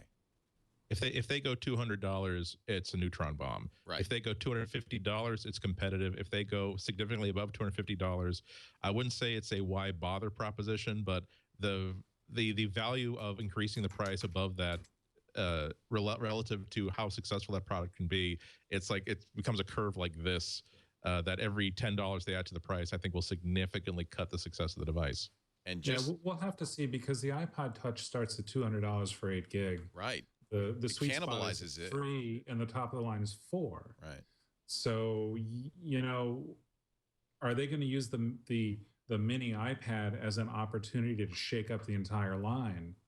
Maybe iPod Touches. They say, okay, well, we're done amortizing our costs on that. Let's just cram the price into the floor, and make it an entry leader, and then the iPad Mini starts occupying those same price ranges. It's an interesting how low can they go question, and Amazon has to be asking this right now too, because if they're going to put out a Kindle Fire, they're not going to have the price advantage they had. The Fire was really a subpar product. It certainly can't compete at $200 with the Nexus 7, let alone. But they could go lower and subsidize it with content. Yeah, that's the question. Is also, would they give it away? Do they make it $50, $100? What do they do? Or they've had advertising on Kindles before, so there's an ad subsidy model that Amazon has explored. Cheapest Kindle is $80 ad subsidized. That's the e-ink. Also, the big deal with the Kindle is that that Amazon will tell you they're not making tablets, they're making Kindles. They're not making a device that's designed to be even as complicated as an iPad. They're making a device that is designed to be, here are your books. You want more books? We will make it as easy as possible to find more books for you. You want apps? Here are your apps. You want to find more apps? We'll make it as easy as possible to find more apps in order to get. I think that the Kindle Fire has a lot of problems. It's not as well built, the software or the hardware, as an iPad is. But when it comes down to the simple case of I bought an album once, it is not on this device, how do I go get it? Boy, that's such a linear solution when you have a Kindle in your hands compared to the iPad. The iPad isn't necessarily difficult, but man, there is no question as to where your stuff is or how to access it. So I really think that they're going to continue to be the device of choice for people who don't even care about tablets. I do think that Amazon's hedged its bets because they've made the Cloud Player available on all iOS platforms as well. Yeah, which does exactly the same thing. Anything you ever bought is there. So they're hedging their bets. I think you're right. I think that in the consumers, at least when they first looked at the Kindle Fire and then the Nexus 7, what they were saying is can I get away with something that's less than half as expensive as an iPad? How good is it? And they really saw it as a tablet. Amazon might want to reposition it very clearly. This is not a tablet replacement. This is a Kindle, a color Kindle. The other big difference is, the Kindle Fire is not, and I don't mean this to sound facetious, but it is mostly a front end to the Amazon store. Right. And the problem Amazon has is that their store has nowhere near the international distribution that Apple has. And if you look at Apple's sales numbers outside of America and rest of the world, they're fairly phenomenal. And the Kindle Fire outside America is still mostly a paperweight. I tried to use one in Canada even. We don't have Amazon MP3. We don't have almost any of their services here. And that's Canada. It gets worse as you get further out. So Apple, with an iPad Mini, they are going to take that on a world stage. They're going to roll that out aggressively internationally, and they want to make sure that if you walk into an airplane, you see some iPads now, but you see some Kindles, you see some Nooks, you see maybe some Nexus 7s. They want you to walk out in an airplane and see mostly iPad devices. Wow. And I think they could do it. And this is what we'll find out next month, because it's going to be new iPhone 1136, right, by 640. And then the iPhone, and then we'll see a new 7-inch. They might have across the line. They could own this at this point. They could, if they're aggressive, they could own it. The phone is not about price at all. But tablets, it's all about price. Well, it's also subsidized. Yeah. It's also about finding the right person who wants to buy that thing. One of the reasons why the e and Kindles are still so successful is that for a lot of people, they come to it when they take a look at an iPad, or even when they come take a look at an Nexus 7 or a Kindle Fire, they come to a dead stop when they're told that, oh, I can't use this outside, or oh, there's a lot of glare on the screen, or oh, you mean that I have to remember to keep charging it? No, thank you. And so that's why that's their strength, and you can never really you can never really necessarily say that. Gosh, this is an iPad that's exactly the same cost as a Kindle Fire. Right. It's definitely going to clean house. Well, actually, it will clean house, but there will always be those people who say that I don't care that this is the best tablet on the market. I don't care about the library of apps. All I care about is that I read on the bus on the way to work, and if there's a big bright screen, I really can't deal with that. I do think that the world of purpose-built devices, though, is getting kind of is disappearing. That people really are saying, look, I can now do everything with this device, and and it's the same price, so I'm going to just do it. Also, don't discount the fact that there are people who are aging out of the system. Right. That there are people who could only really deal with the idea of an ebook if they have one device that is their book. That's my book. And that works in exactly the same way as a book and acts exactly the same environment as a book. That's gone. And there are people who are not necessarily even as old as Methuselah, who are able to say, no, this is a color screen that does a lot of different things. Most of my media is not on a physical media; it is actually in the cloud, and so I don't expect this to work exactly like a book. I still remember one of the most frustrating panels I've ever been on at any conference. It was on a panel on e-publishing this year, and I'm not young, but I was the youngest person on this panel by like 10 years, 15 years, 20 years at least. And these are all people about saying, here's why electronic publishing will never replace printed books. And I'm like, I'm waiting to hear the ironic twist in which you say, of course I'm lying about that, but that's the sort of stupid arguments that people make. So I really do think there's kind of an age thing here. It's because these damned kids, they just don't read anything. They don't They're read flared anymore. trousers. Yeah. Spider gives us a friend in our chat room gives us a price lineup. iPod Shuffle $49. He's making this up, but he's saying, what about iPod Nano $99, iPod Touch $149, iPad Mini $199, and then we'd reduce the entry level iPad to $299. That's certainly aggressive. If they did that, I don't think anybody would buy anything but Apple stuff. There's always going to be there'll always be a not Apple market, and there's always going to be someone dominating that. But I think to Andy's point, Apple is very good at introducing simple products that either build complexity or hide complexity. For my sister, her iPhone is a phone that plays her iPod music and takes photos. And my mom uses an iPad. My mom had a PC, it drove her crazy. She had a Mac. She still found alienating and inaccessible. Now she has an iPad and she hits the home button, it's an app. Hits the home button. She doesn't know there's a fast app switcher, doesn't know there's a notification center, could care less. Actually probably prefers that they aren't there. And when I've given her the Nexus 7 or I've given her other tablets, which are marketed on being more complicated and being more desktop-like, she's found them just as stressful as a computer and not like them. So I think Apple and Amazon did this as well with the Kindle Fire, is they start off with a very simple experience, and that's probably the key to their success and something that other people aren't emulating enough. We're going to take a break. We'll come back. There's a big security alert I want you to know about. We'll talk about that in a moment. But first, a word. We've got a great panel, too. Rich Ritchie. Now I can't do it. Renee Ritchie, Rich Siegel. So it's Rich and Richie. And then the Rich Andy Anako, the rich tasting Andy Anako. Richly dressed Andy Anako are all here. Good panel. We started with nothing. And we've built up a panel worthy of macBreak Weekly. I'm sorry that I was nothing to you. No, you weren't. I was nothing. And then you came in. That's all right. No. And then Renee came in. And then Rich came. It started with me, I, and my little doll here. That is all. We don't need to know about that. This portion of the show brought to you by Squarespace.com. Everything you need to create an exceptional website. Really, an incredible web host. Start with that. I mean, this is great hosting. People often say, I want to do a website. And I always say, well, there's three things you need. You need a URL, you need a host, and you need software to run on it. And Squarespace has put it all together to make it a completely simple solution that just happens to be no compromise solution, which is nice. Everything you need, no compromises.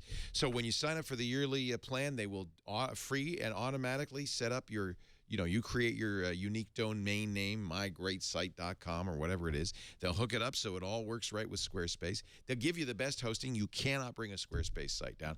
Our blog, our Inside Twit blog, inside.twit.tv, has been running on Squarespace for years. Never a flaw.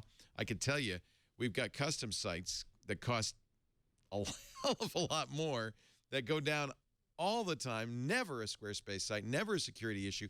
And part of that is because of the tight integration of the hosting and the Squarespace content management system. They keep it up to date, so it's always patched, always flawless, always secure, and always performing. I want you to try it by going to squarespace.com right now. That yellow Get Started button, that's all you need. It was yellow. Oh, yeah, when I hover over it, it turns white. You can set up a site, and this is the new Squarespace software, just came out, so it's got some nice, really kind of advanced features, things like responsive design, which means, and this is what you do nowadays, instead of having a mobile site and a desktop site, you don't know what. People come on an iPad mini, a Nexus 7, well, you don't know what. So when you create a site, it works the same on all platforms, no matter what the screen resolution. They automatically, when you drag an image over to your page, they automatically process it into 7 different sizes. So it automatically looks beautiful, whether it's a 27-inch iMac or an iPod Touch. This is just the greatest stuff. And boy, it couldn't be easier to design your page. You start with these great templates. You drag, you drop. You can put in plugins that all of the social media sites, Flickr and Facebook and Twitter and all that stuff, Google Maps. I can go on, and really, there's no reason for me to, because it's so easy to try. Visit squarespace.com. Try it free. You get 2 weeks free, no credit card needed if you decide you want to buy it. The pricing is phenomenal. These new prices that they've put in make it so affordable. You can as little as $8 a month, but if you decide you want the kind of the creme de la creme, the top of the line plan with unlimited bandwidth, unlimited storage, unlimited pages, I'm going to hide the price because I mean this is an amazing deal. Unlimited contributors, you get the custom domain, they hook it up, you get the form builder, the 24/7 support, the free webinars and everything. $16 a month. That's hosting plus the software. That is an amazing deal. And if you use our offer code macBreak8, macBreak followed by the number 8 for the 8th month, you'll get 10% off that first purchase, so you save even more. Squarespace.com, everything you need to make a great website. Dan Gooden writing today in Ars Technica, Risk Assessment, Security and Hacktivism is the security guy at Ars. There is a critical Java bug that is in the current version of Java on OS 10. Now, remember, OS 10 does not ship with Java, but if you install Java, as many will, you'll be installing Apple's Java, and that is not patched for this. Online attackers it's a 0-day vulnerability. It's on Windows, Mac OS 10, and Linux. So far, all the exploits in the wild are on Windows PCs. But according to security expert David Maynor of Errata Security, he says Mac and Linux machines, even with the latest version of Java from Oracle, are easily exploited. So the flaw became available Sunday night. By Monday night, attack code was out there. In fact, added to an exploit kit called Black Hole that's sold on underground forums. So be prepared. The best thing you can do is just turn off Java. And I have to say, I think on many systems, certainly on OS 10, if you don't use Java, it just kind of disables it. And then when you want to use it, it says, I'm going to turn on Java. Is that okay? That's a good solution if you have to use Java. But the quote from the security experts is, please, for the love of your computer, disable Java on your browser. For the love That's of your ringing endorsement of a basic technology. For the love of God, turn it off. No one ever says that I find the problem with your house. You don't have enough radon. Yeah, it's like yeah. F-Secure says there is no patch. The only solution is to totally disable Java. This is the most successful exploit kit plus 0-day Q horror. Please, for the love of your computer, disable Java. Cue the horror music. I left Java uninstalled, I left Flash uninstalled. It runs in Chrome if I need it. Right. I think Adobe CS4 was the last time it asked me to install Java, and since there's CS6 now, I haven't even seen a pop-up. Yeah. Yeah, I think it's time. FAA studying, wow, who would have thunk it? using devices on flights. They say, don't worry, we're not thinking about cell phones, but they are taking comments starting today on using your iPad or your iPod or your Kindle below the 10,000-foot mark. The FAA has formed a government industry study group. Oh, dear, that doesn't sound good. to study the use of consumer electronics devices on flights. The group will examine the testing methods aircraft operators use to determine which new technologies passengers can safely use aboard aircraft and when they can use them. The group will also look at the establishment of technological standards associated with the use of these electronic devices during any phase of flight. The FAA says we're not going to consider the use of cell phones, period. But I think there's a lot of people who would like to be able to read their Kindle in the first 10,000 feet. Yep. Without getting a nasty paper cut for their turbulence troubles. Exactly. Yeah.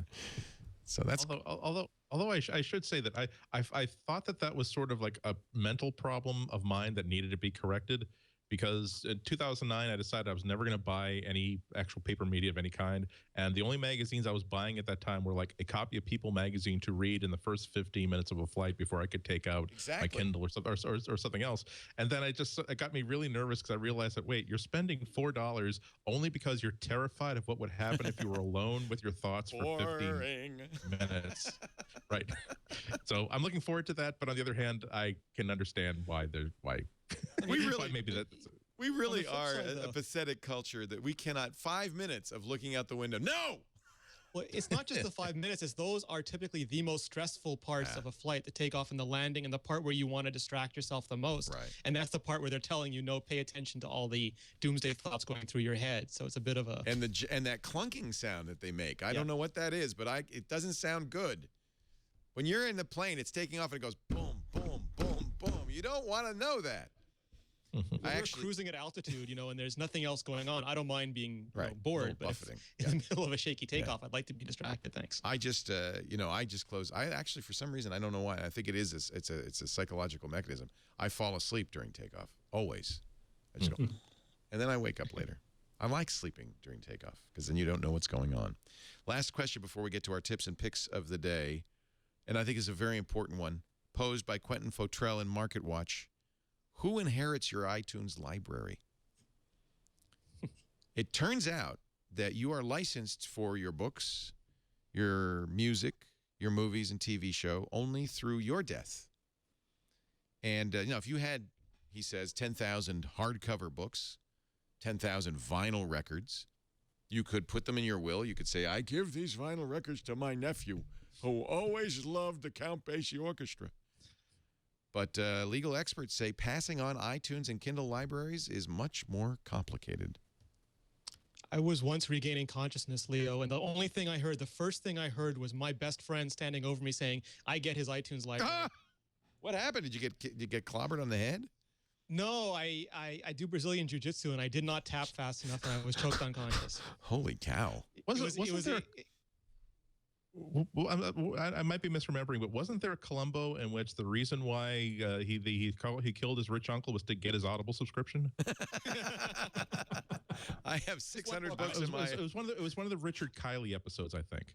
Jack Cassidy. Jack Cassidy. I have to say that I've had Audible books for 10 years. I have 600 books. It is a library now, and it's kind of... In recent years, Connecticut, Rhode Island, Indiana, Oklahoma, and Idaho have passed laws that allow executors and relatives access to email and social networking accounts, but they don't cover digital files purchased. So that Amazon and Apple did not respond to requests for comment. Maybe it's just me and the people I hang around with, Leo, but the other thing that comes to mind is my 7-year-old godson. He was 6-year-old at the time, came up to me very quietly, whispered in my ear and said, don't worry, I know your iPad passcode, so I can keep using it after you die. That's what, for all practical purposes, that's what's going to happen, right? Is you just pass along your password. Nobody's the wiser. Well, it is actually part of modern estate planning, where who has like electronic rights to all of your data and all of your information, and that if you go to a sufficiently savvy estate planner. They will actually give you plans. You get a safety deposit box. You make sure that your passwords are on something that can be written by someone who has access to that box, because who gets access to your safety deposit box after you die, it's an old enough concept that it's completely unambiguous. And that's where you're going to be giving people access to all that stuff. For me, the problem it also kind of makes you think of, though, that if you're the one in the family who has all of the family pictures, like if you're the guy who keeps taking pictures every time, you really want to make sure that your family knows that this hard drive right here has 10 years worth of photos. Don't just erase it and use it and use it as an Xbox drive, because this is where all the important stuff is. So you get a little bit morbid about such things, but you have to realize that if you don't have the passwords set aside somewhere where someone can find it, if you don't have your master password to your 1Password and other accounts, a lot of really bad things can happen. And another aspect is that, how do you want your friends to really find out about how you pass on? I mean, people can find out that, gosh, that this person usually is on Facebook at least twice a day. They haven't been on in 5 days. It's not as though you would want every one of your Facebook friends to attend your funeral services, but that's certainly an acceptable way of the people who would be interested and want to know about your current state to get that information out. So it's, death is just so damn complicated. I don't know why people mess with it. The reason is we're all assuming we're not going to die. And it's as Savage Mike said in our chat room, there's actually a phenomenally significant cultural shift going on. No used bookstores. I mean, everything is different all of a sudden.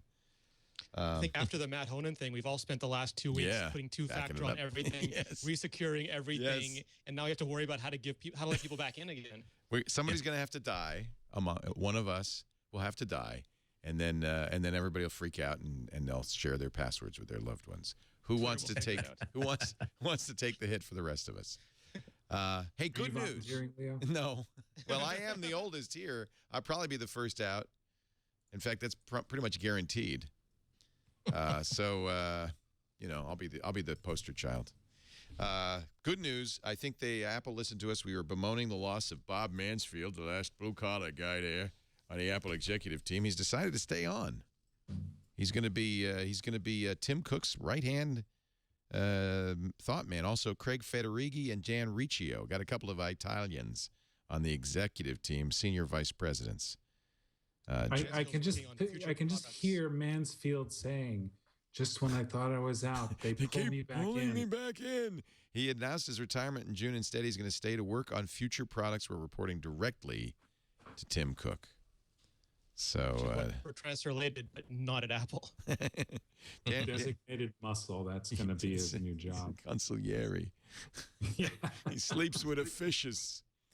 I don't know where we got that from. Because they have two software guys listed. They have Federighi for Mac OS 10, and they have Scott Forstall for iOS. But they never had a Mac and an iOS device hardware guy. And even now, both Mansfield and Riccio are listed as just hardware engineering, but not specifically for either platform.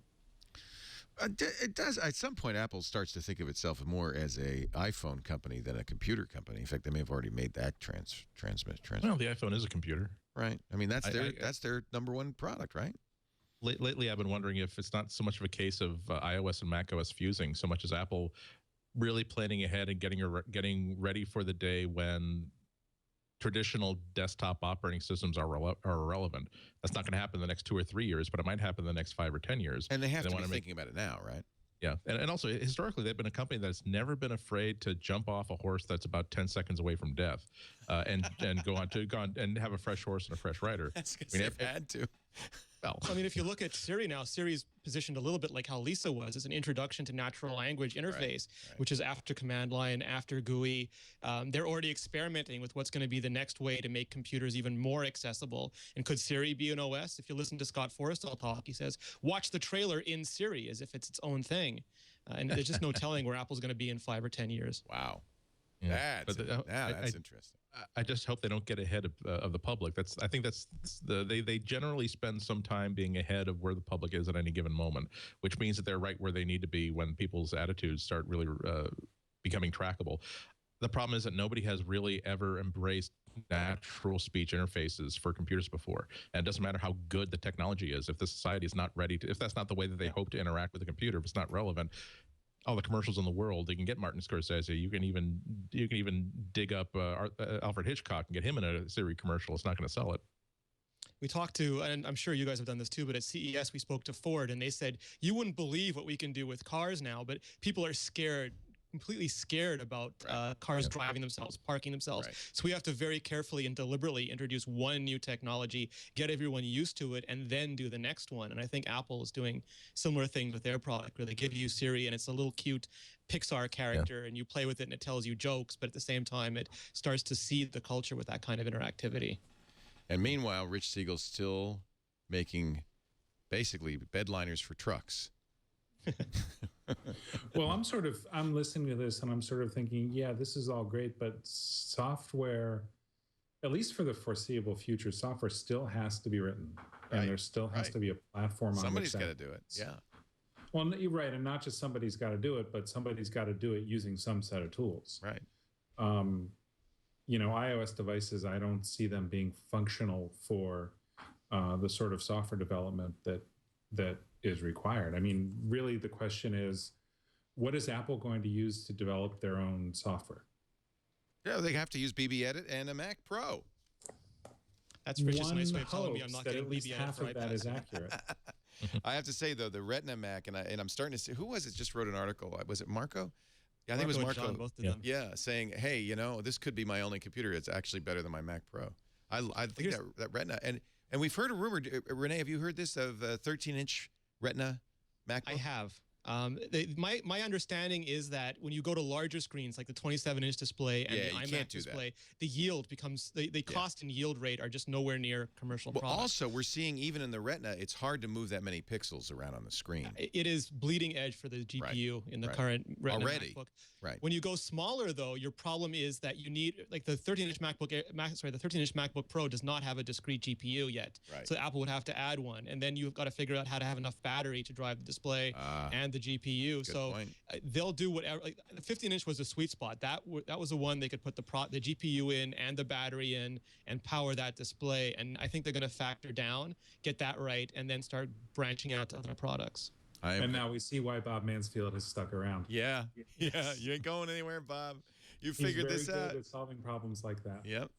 The real question, Leo, though, is, you're in the same boat as me, as we both bought 15-inch Retina MacBooks, and now we're going to be tempted by the 13-inch, but we're going to know the Air might be coming eventually. No, I'm not. And are we going to just have to buy all of them? Yes. I'm actually not tempted. I think the 15-inch Retina is the sweet spot. Perfect. I love the size of the screen. There is lag, you know, when you do things like slide the screen. There's a little bit of lag because you're moving massive amounts of pixels around. But I am just so happy with it, and the best Mac I've ever owned. Yeah, really nice. Again. How dare they? We're gonna take a break. Come back. We've got a picks of the week. If anybody wants to do a pick, Rich and Renee, you can prepare one. Andy's got one, and we'll wrap this thing up. But first, this the Gazelle always does this. You know, there might be a new gadget in your future. You ever think about maybe finding out how much that old one's worth so you can buy the next one? Why put it in a closet or a drawer? How much is your old iPhone worth, or your iPad, or even that old iPod or MacBook? When it's time to get a new gadget, go to Gazelle first and pave the way. They make it very easy, too. You say, oh, you know, I'm looking at an iPhone 5. Now, by the way, what's great about these is these quotes are good for 30 days. So you can get an offer right now. This is the 32-inch 4S worth $251. See, that's going to pay for your new phone right there. Get that offer, and you don't have to send it to them right away. You could say you've got 30 days. By the way, that's if it's a good condition. What if it's perfect condition? $271. And I'm going to show you can add another 5% onto that. GAZELLE.com. This is the way to kind of keep everything moving forward. In a way, it's a form of recycling, isn't it? Somebody's going to love that old iPhone, and you're going to get some cash. The way it works is you go on here, you get quotes for all your gadgets. You might as well get as many as you want. You throw them in a box. They will send you a mailing label. They pay the postage on anything worth more than $1. And then they send you a check, PayPal. You can get an Amazon gift card. And by the way, I would do that because they add 5% to the value. I guess they're rebating the affiliate fee or whatever. But 5% more if you use an Amazon gift card. And since, Amazon's, we're all spending a little money on Amazon these days, I think that's a good deal. If you've got an iPhone, a cell phone, an iPad, an iPod, a MacBook, or a Mac, and you're ready to move on, get that BlackBerry out of your system. That can't be worth too much. Ow. How about that Samsung Galaxy S? How much was that worth?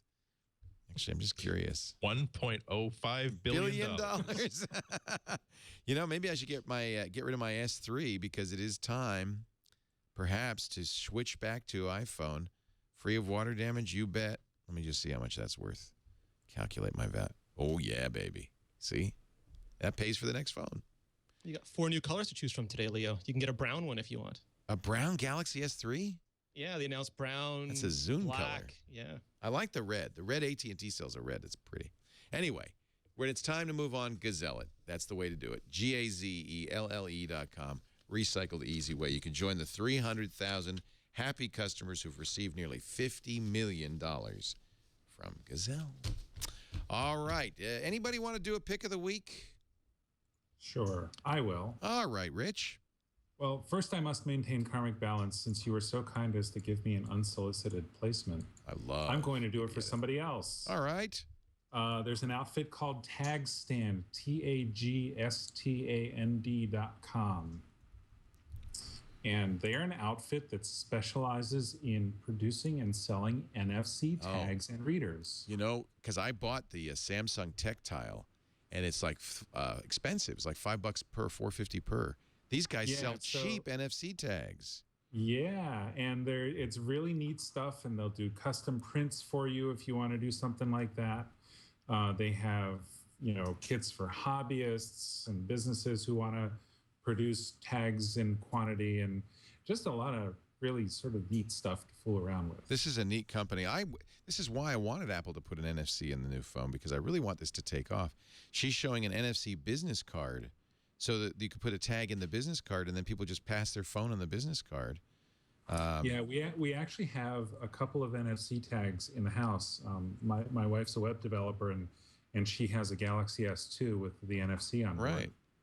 And so there's an NFC in the house where she walks in and puts her phone on it, and it logs into the access point in the house. There's an NFC in her car that she holds the phone next to, and it pairs the Bluetooth with her car and turns the Wi-Fi off, and sort of there's a lot of everyday practicality here, and this is a standard, so you don't have to buy the Samsung Tactiles. You can get the NFC tags for as low as $1.50, I think, from tagstand.com. Correct, and so I just wanted to kind of throw that placement out there for that. Thank you. Yeah. My own pick of the week is non-technical. It is. You got me started on the black blood of the earth. Now what? I got started on something new. Ooh, biscotti spread from Lotus. Biscoff. Where's my glare? Biscoff spread. Now, is that like Nutella? What is that made out of? Well, it's made out of cookies. Biscoff is a brand of cookie. They call themselves the airline cookie because they're very popular. The cookies are actually very popular as airline food on some airlines.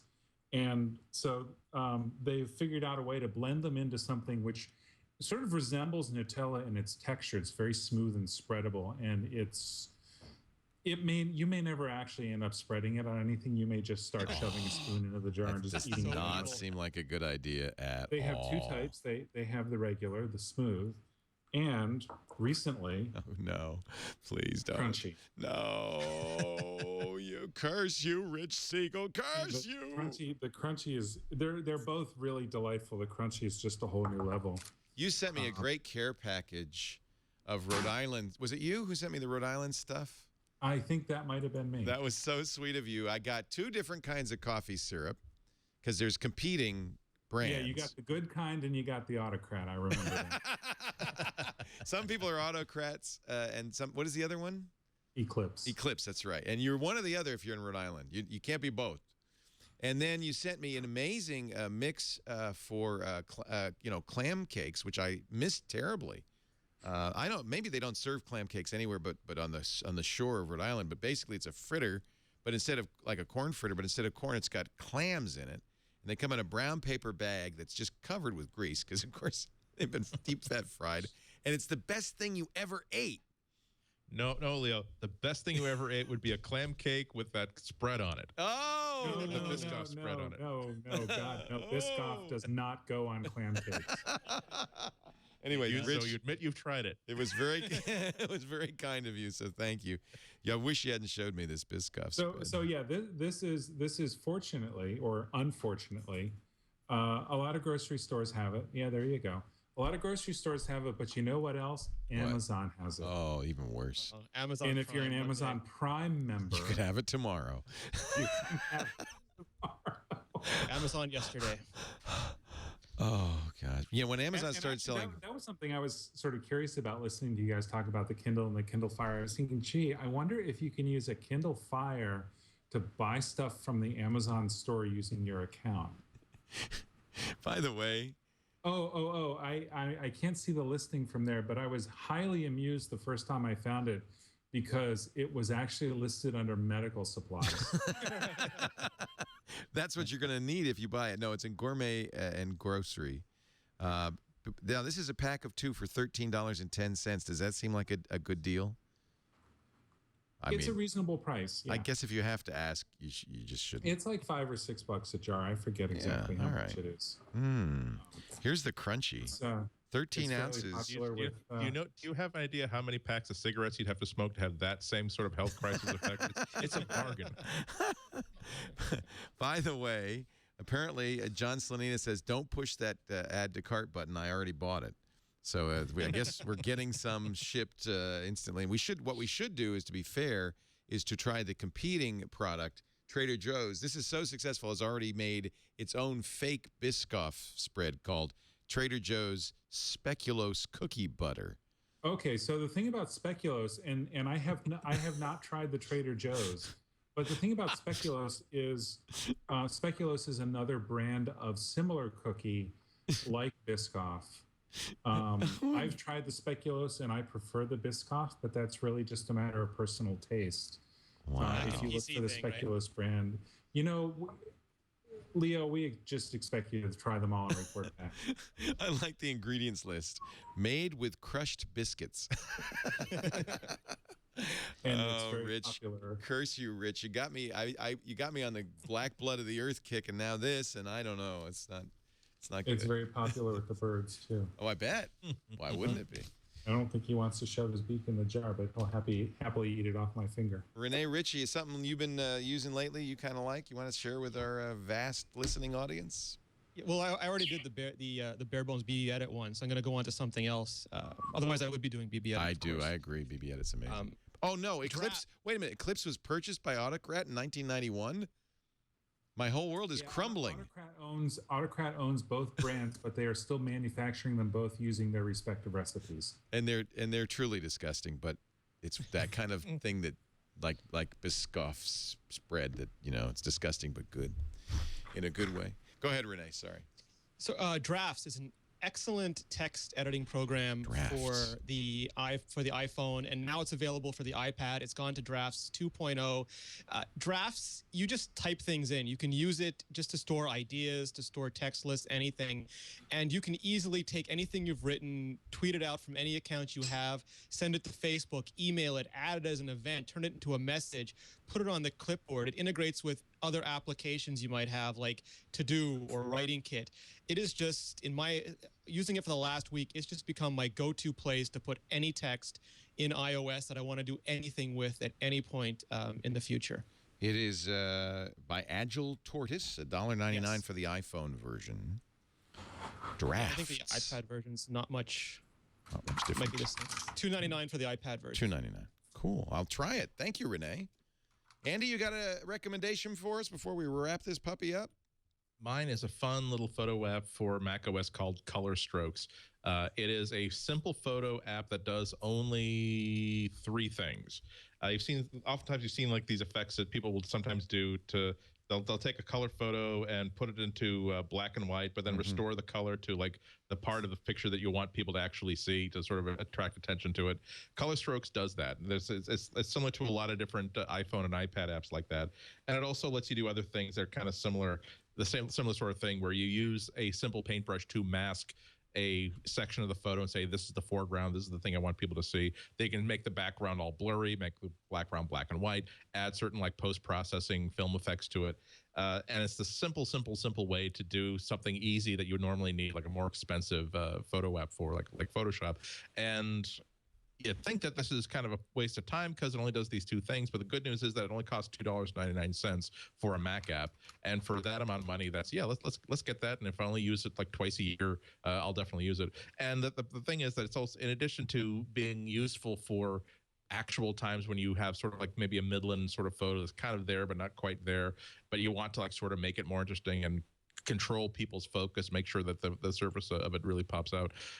It's also kind of just fun to play with. Just put a photo in there and just mess around with it and see what happens. So even if you never share that photo out and use it to anybody else, it's kind of fun just to play with. And for $2.99, that's a good amount of entertainment for $2.99. Yeah, it's a neat effect, actually.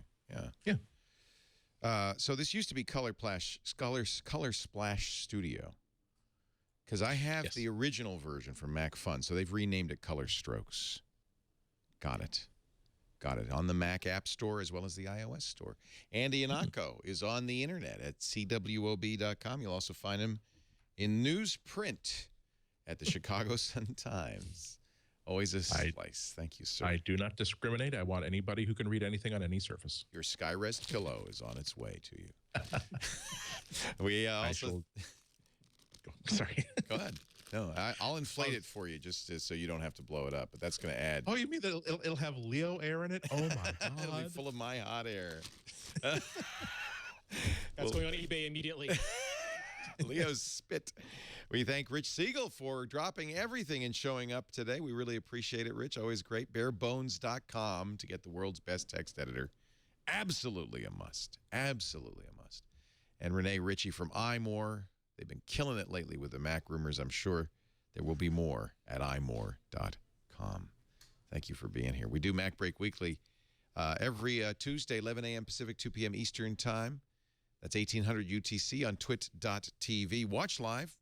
Chat room's very valuable to us. We really appreciate that. But if you can't, we make on-demand versions, both audio and video, available always after the fact at twit.tv/mbw.